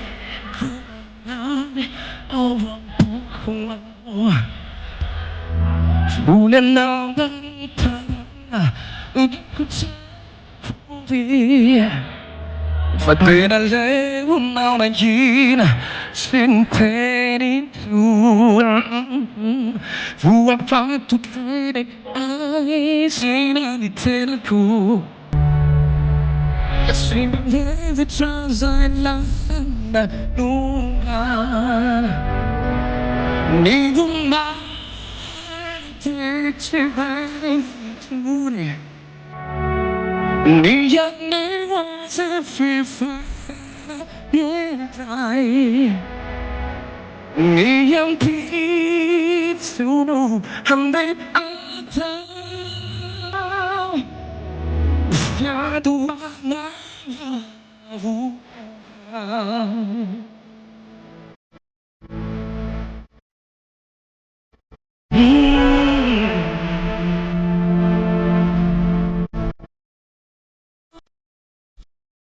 Papa, cool.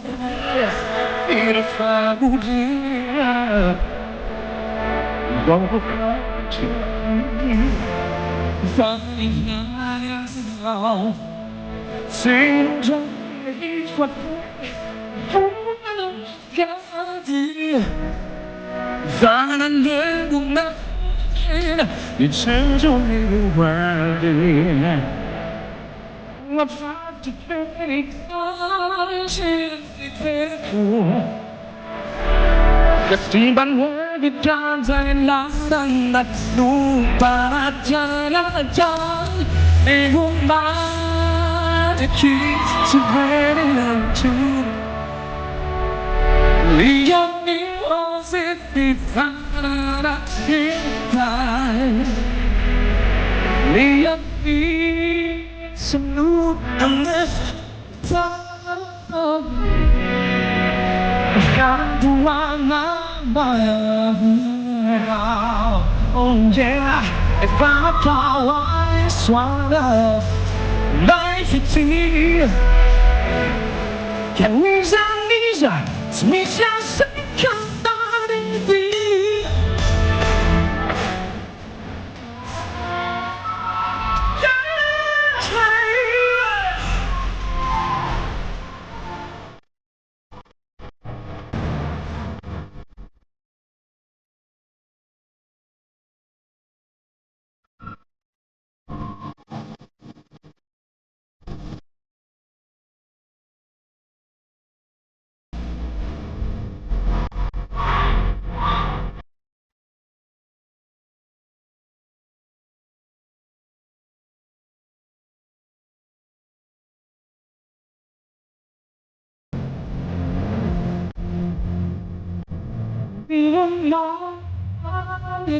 si veni dai giù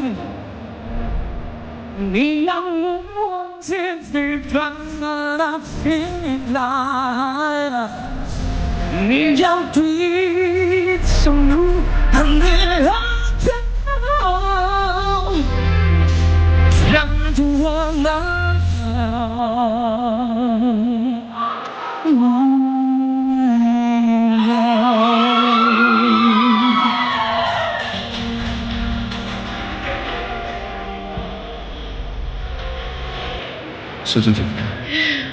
Mankasitraka ny Ken, iny fiandohana vaovao miarabanao aloha e. Bonsoir ndray dia miaraba ny Real TV amin'izao fito taona izao. Ken moa isan'ireo mpanakanto izay efa niara-niasa tamin'ny Real TV Madagasikara foana hatramin'izay mino fa ataoko hoe raha hitena hoe omoteny firariantsoa kely nandritran'izay ferahana izay tamin'ity fito taona ity ihany koa ny tsingiriana ny taonany nanomboan'ny Real TV Madagasikara amin'ny fandarana afatra sy firariantsoa ary aloha e. Ya, misaotra indrindra aloha tsy manadiny fa manasana foana dia mirary soa hatrany dia hotratran'ny fito taona manaraka dia le fandaharana ihany koa le intervision zany hoe fifaninanana moa izy iny dia mirary soa n'izy 12 mianadahy mirary soa anazy ireo mba ho tafita soa ary ho reharehan'ny malagasy ihany koa. Mankasitraka ny Ken fanontaniana manaraka Ken manahoana ny fandaharam-potoananao indray ary? Ya, hatreto aloha zany amin'ny fahatelopolon'ny volana aogositra misy seho izay ataoko sy Jimmy Arson ery amin'ny kianjanala maitso dia hoenoheny ihany hoeninareo eny ihany ny vaovao manaraka. Ankasitrahana ry Ken ometsika tehaka mafy be izy ary ometsika lalana ihany koa. Mankasitraka tompoko samifany. Eny ary manaraka indray araka ny nambarako teo ihany nafana dia nafana lanonana niaraka tamin'ny Ken teo fa mbola tsy ambakan'izany ihany koa ny mpanakanto manaraka izay ho atsotsika eto mitondra ny lohateny hoe tsara tsodrany ny hira entony eto Ijamal.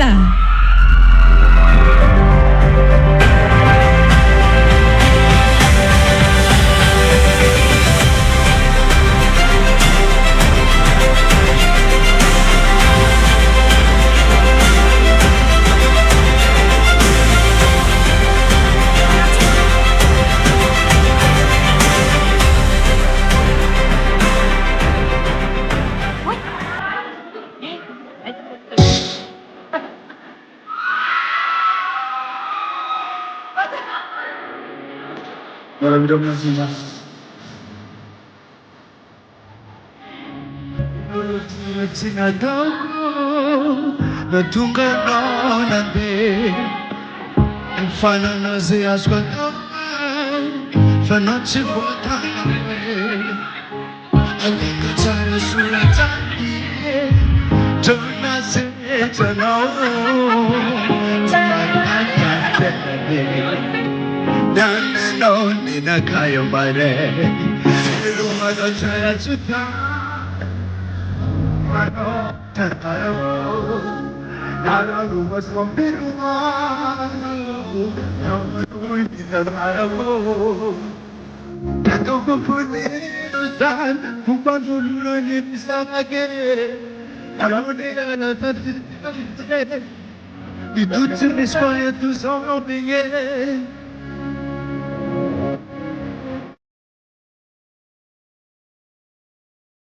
Merci.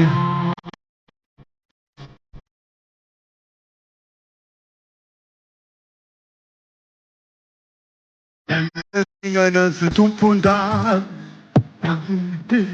nakaloata sora kunono nganirat dedica citata fabuana Maskadita zakentike Batunda baton termano luana gidine Tano quinquatnarat Tapanatarat Sapsadi de pau Lumoyo chanach Mano Tanaramo Nano lumas mompiruma Sawanoi Tanaramo Tatapapani San Manulurani Sarage Anoni Alazati Idutu Michana to some of the Oh, Sambala and my time is still Coachana Mare It's sort of on a night and I suffer because a Japanese was not my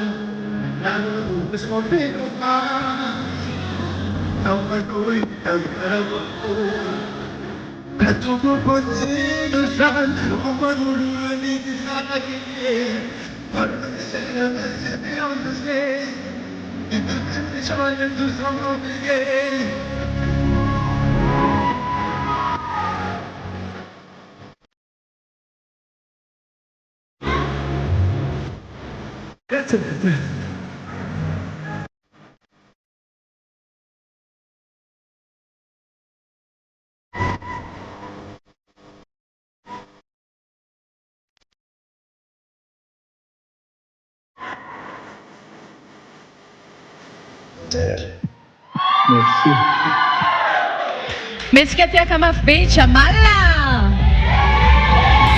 Ohatr'izany hafanana ato amin'ny fobetueran'ny Real TV Madagasikara anatin'izao fankalazana ny fafito taona izao tokolasy tompova miarahaba ny Jamala tonga soa. Miarahaba anareo dia miarahaba ny Real TV amin'izao fafito taona zao. Ye, tsara tsodrano anisany hoe hira izay vao nivoaka tato ato izy iny re teny amin'ny tambazotra antserasera teny sy teny amin'ny hainao manjery teny inona ny avazonao ambara mahakasika an'iny tsara tsodrano iny satria tena vetivety dia tao ambavany maro izy iny ia izy iny hira anisany hoe tena hoe natao tsy haiko hoe nanazavako anazy fa niainana zany le izy zay ny tena marina amin'le izy dia mpampadafaly tarikôry moa zany dia eo nanampy tamin'le nanatotosanan'le izy dia sorana mpampatalo firarentsoa alohan'ny Jamal mirarosoanao ao anatin'izay ary atao hoe ny programma ao anatin'izay hoe lafiny mahampananakanto anao zay eza hoe zany Jamal zao amin'izao fotoana izao ia ny programma moa efa betsaka be any anatin'ny page sy ny anina amin'ny Facebook rehetrarehetra any dia mankatsitraka amin'ilay firarentsoa dia merci beaucoup Real TV. Metsika tiaka mafy be Jamal, metsika lalana ihany koa izy mankatsitraka anao. Merci.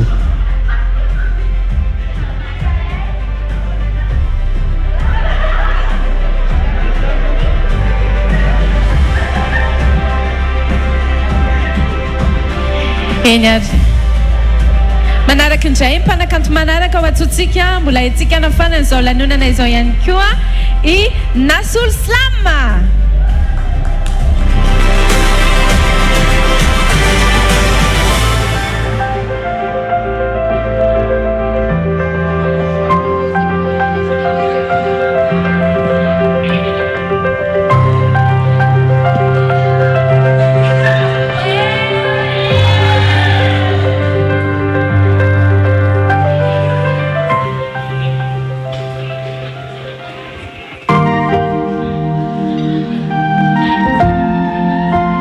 Avinendrie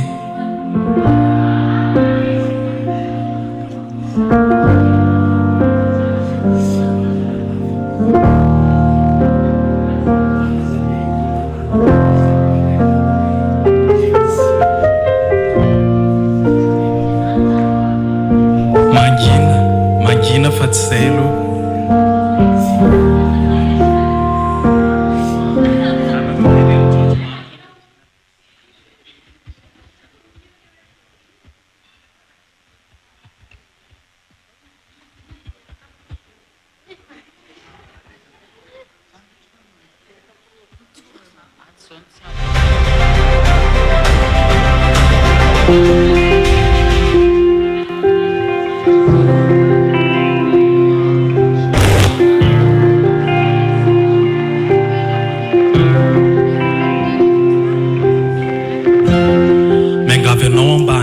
anatin'ny atezerana tsy aritrela mantsy zany fa mandalo dia miserana miangavy anao amba angina za miteniteny foana aoko matotra ratsaina fa mbe falehibe ny taona miangavy anao amba angina aza dehibe famalina sahenao veloha ny teny dia aleolo za angina miangavy anao amba angina sao isiko rafitrady anjaranao teo noho ny teny dia efa anao sahady miangavy anao amba angina aoko sika ifanaja raha samy teny ene isika lasa ifamazavaza miangavy anao amba angina aoka enao tony fo sany tanjonao angany mpiaramonina ifo miangavy anao amba angina mba mahaiza enao atoro fa tsy hoe rehefa atory aveo indray dia tsy hitambatra kitoro miangavy anao amba angina raha tsy laza teny mamy satria neso latsa siopa tsy masoa atsika zany satria zany no fainde satria zany no fainde sambatire zay mifanaza fa tokatrano lavitry kota tokatrano lavitry kota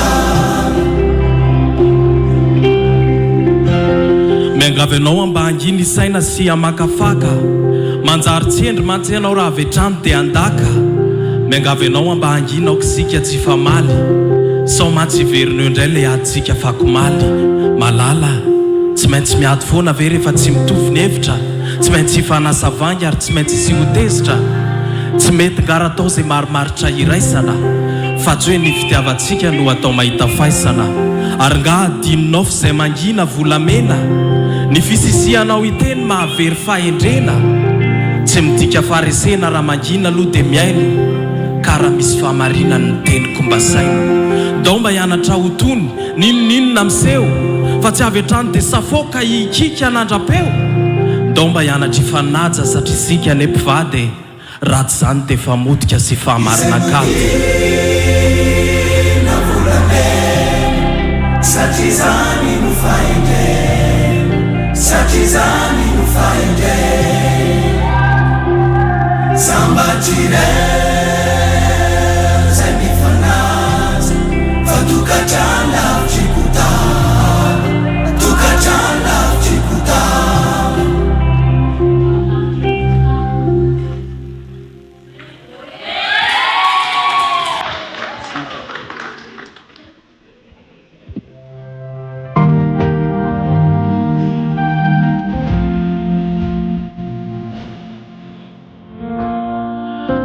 be toantanana ry nola zay mahalekama hoe deo sy patana lafa miovaova lehilahy malaza be toantanana ry nola zay mipandekama hoe deo sy paratsy toetra ary avetrany dia manoanao fona malaza be eto an-tanàna hoe dio sipaganagana tsy mifidy rano androna sipatena ty midona malaza be eto an-tanàna ary nakarary ny vony mama fa dio iparatsy taiza mialeto indri zao dia andeha ho aiza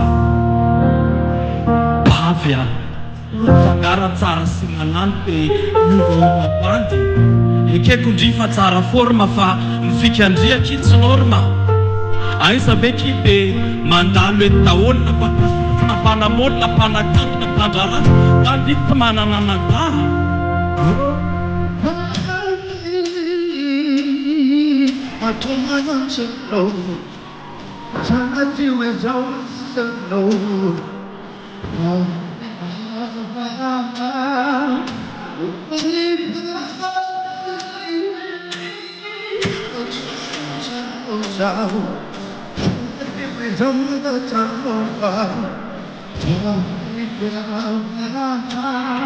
ny baly hoe mananao ary betra kosa zarany aza mety andeaka anatirony gratuit bavya minary dimana datena dia tena vadika ekena taty indriny lazara dia nanenina nefa minary dimana hoe tsy fa aza mila lofty sady indriny hoe tsy tanora foana sy nahandro traza dia antombola tadao a ty filisitsika efa fakatika ta tamyroborobo eto mada tamivaky ny fara mba marine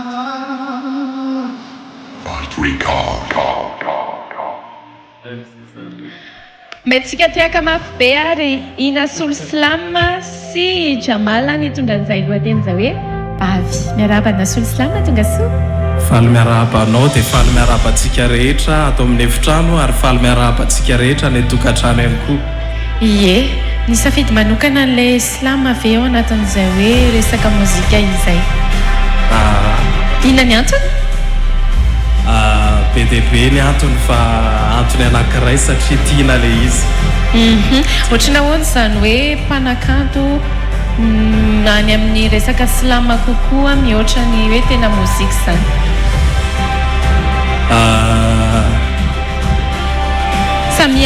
samihafa nefa afaka mitambatra ihany miresaka be le Silama moa ny artiste hafa tsy dia hoe miresaka be fa ena raha firaritsoana Solosilama ro any Real TV Madagasikara ao amin'ny jereny keo satria mivantana ihany keo zao lanonantsika izao miarahaba ny Real TV nahatratra ny fahafitoana ny faniriana dia mba hiroborobo ary tonga amin'ny ambony indrindra ny Real TV metsika tiaka mafy be ary na Solosilama omendalana ihany keo izy makasitraka mbola ao tsara ve isika rehetra mbola ao tsara ve isika rehetra o matsiro ve ny sakafo ny manda seafood ie ary isika rehetra ny tokantrano ihany koa minao fa tena mbola ao tsara tsika mbola miaraka aminay ihany koa ao anatiny izao lanonana izao ankasitrahana foana isika rehetra mbola miaraka aminay mbola mivantana ety amin'ny fobetoerany Real TV Madagasikara ihany tsika ao anatin'izay fankalazana izay tsy ampiandrelanao ary fa ny mpanakanto manaraka no ndeha ho atsotsika satria mbola ao anatiny fety isika miantso any Melky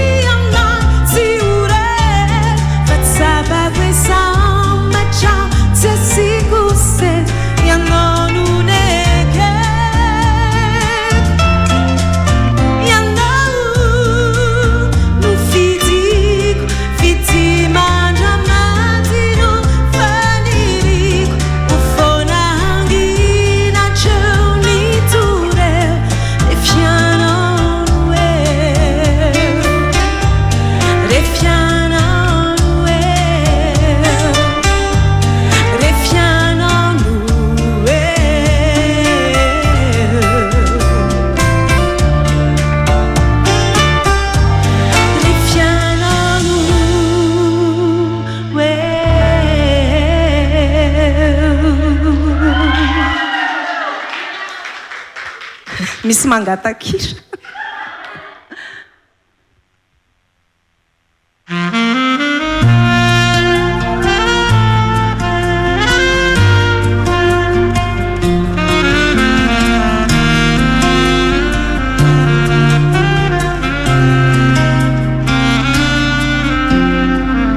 fazazambola kely kilalao tao ando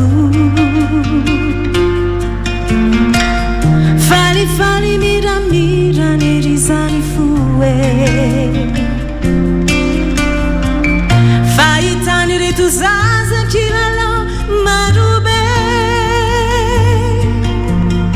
tsy mahatsiaro anoanana farafy tokoe ny fazazako asambarany ry tsy miasa saina be fialamboly ny fazazako asambarany ry tsy miasa saina fa be fialamboly raha mitombony taona tonga ny atanorako be mitombony saina lasa lavitra togo fahitany reto masoko akanga marobe fa atsapana tanorana fankampanay natanurako asasaina hoay raha mitombony saina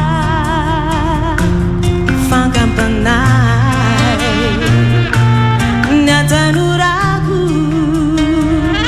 asasaina hoay raha mitombony taona fankampanay zany ny fiainana zany no ianana mitombony taone miamatotra fô mitazana sis ole maro efa vita sy maintsy lalovany izany na iza na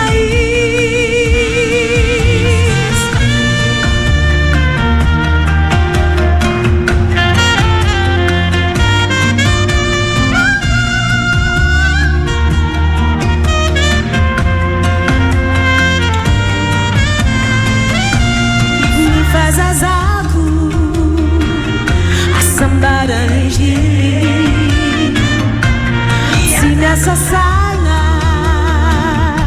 fabekalambony natanurako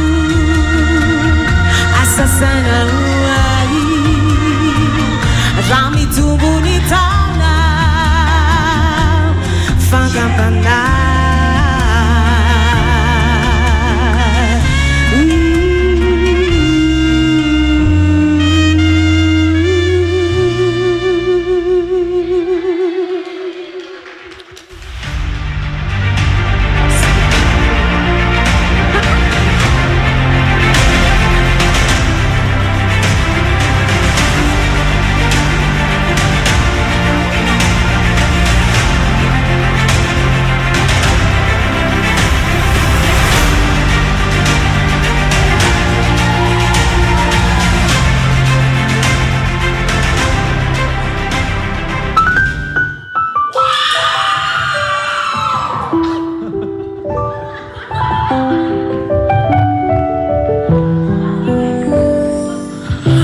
sitrapoko teo anao zao rehetra sao de ho alaiko ny volanao ataonao kilalao kanefa tsy tafa fa fitiavana no any mba ananako tiako zaraina aminao raha hoe tambitamby izako mba manana oravakitsika ny eny amitavanao sy trampireo ve tsy asiko na olatra tavela ao amponao ao andapany fititsika ny lalao tafiko ny hery ny fitiavako ianao raha toka sitrakao de ifameno izay ao ampotsika tsy fandao malalako ianao ka tsy avelako isandratra fa hoarovako tsy analako maro fianao le tokako de aza tsindra toka siarovia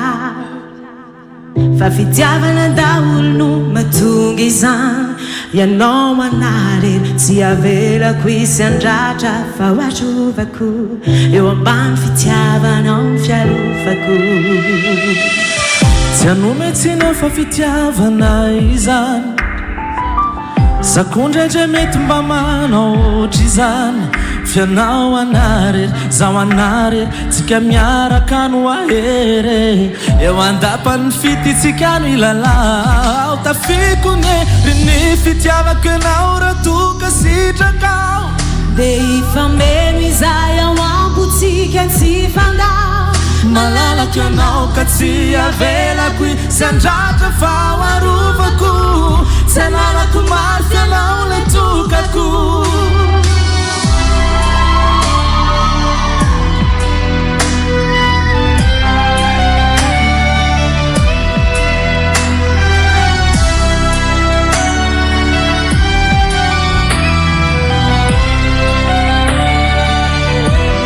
tafiko ny hery ny fitiavako ianao raha toka sitraka de ifameno izay ao ampotsika tsy fandao malalaka anao ka tsy avelako sy andratra faharovako sy analako maro fianao lay tokako tafikony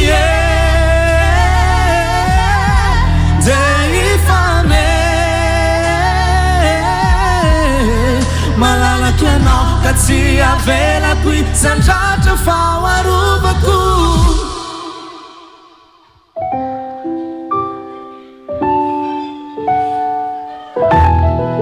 Melky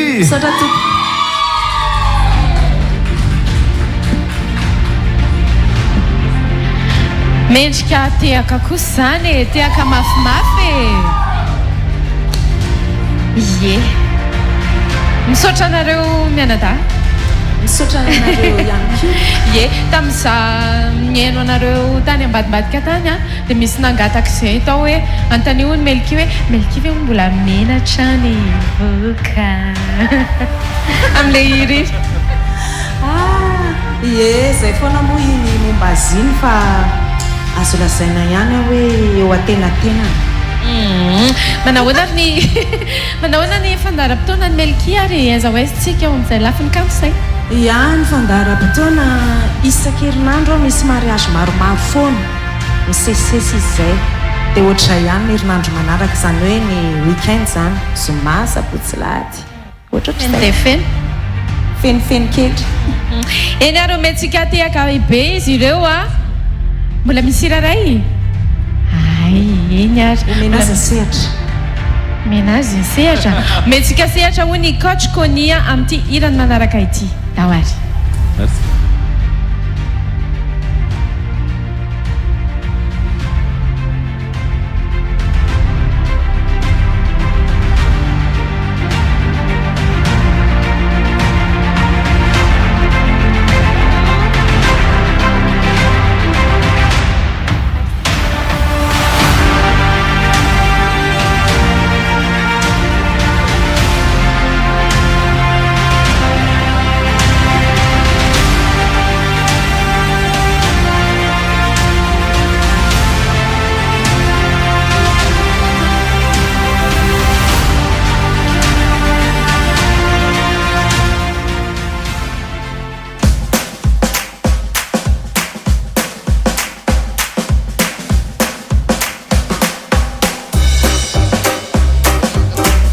Zaskapata Skandam ramambambera Pututututu Skapatututu. Je suis le roi de la danse, oh, la jungle est à mes pieds. De la puissance, je suis au plus haut et pourtant je dois vous envier. Je voudrais devenir un homme, se fier et merveilleux, vivre pareil aux autres hommes, loin des singes ennuyeux. Oh, bidou, je voudrais marcher comme vous et parler comme vous, faire comme vous, tout. Un singe comme moi pourrais, je crois, et être parfois bien plus humain que vous. Hey, oh, oh, oh, oh. Pourtant crois-moi bien que je suis pas dupe si je marchande avec vous. Ce que je désire, le moyen d'être un homme, un point c'est tout. Dis-moi le secret pour être un homme, est-ce vraiment si mystérieux? Pour moi faire éclore la grande fleur rouge, je serais merveilleux. Oh, oh, dans la cicatrière.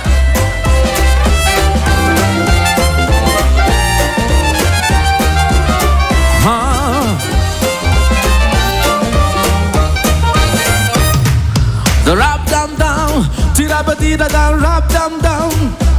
Tidable tipti, tidaptam, tidaptam taramda. Scooby Dee, Scooby Dee, Scooby Dee ba, double bam, ram bam bam ba. Oh oh, tap tam taram taram, tudu tudu. Oh oh oh, je voudrais marcher comme vous et parler comme vous, faire comme vous, tout. Car je l'avoue, quelqu'un comme moi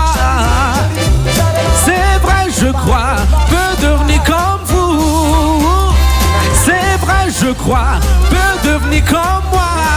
Oh, c'est vrai, je crois, peut devenir comme moi.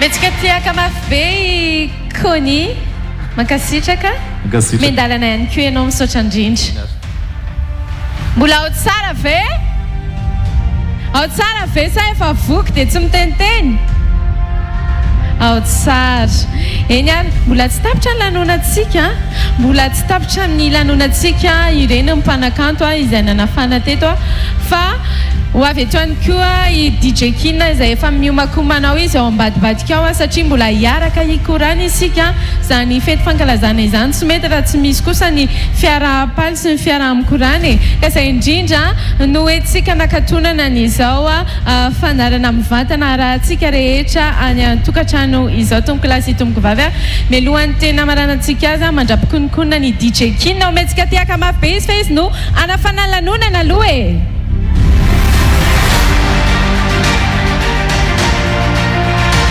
ye asaky misaraka aminay araka izany fa mbola arahantsika mivantana eto aloha ny sombiny izay korana iarahana izay ao anatin'izao fety fankalazana izao nefa ny tena kosa dia mametraka ny veloma mankasitraka atsika rehetra ihany koa izay nanaraka niaraka taminay teto hatramin'ny farany niaraka nianoka n'izao fety la mandanonana izao tamin'ity alinay ity tomboko lasy tomboko vavy manome fotoananao amin'ny fito taona manaraka indray ny Real TV Madagascar manome fotoananao ihany koa ny Real TV Madagascar ao anatin'izay fa nomezana ny tsara izay na ny hoe mieux que le meilleur feloma daholo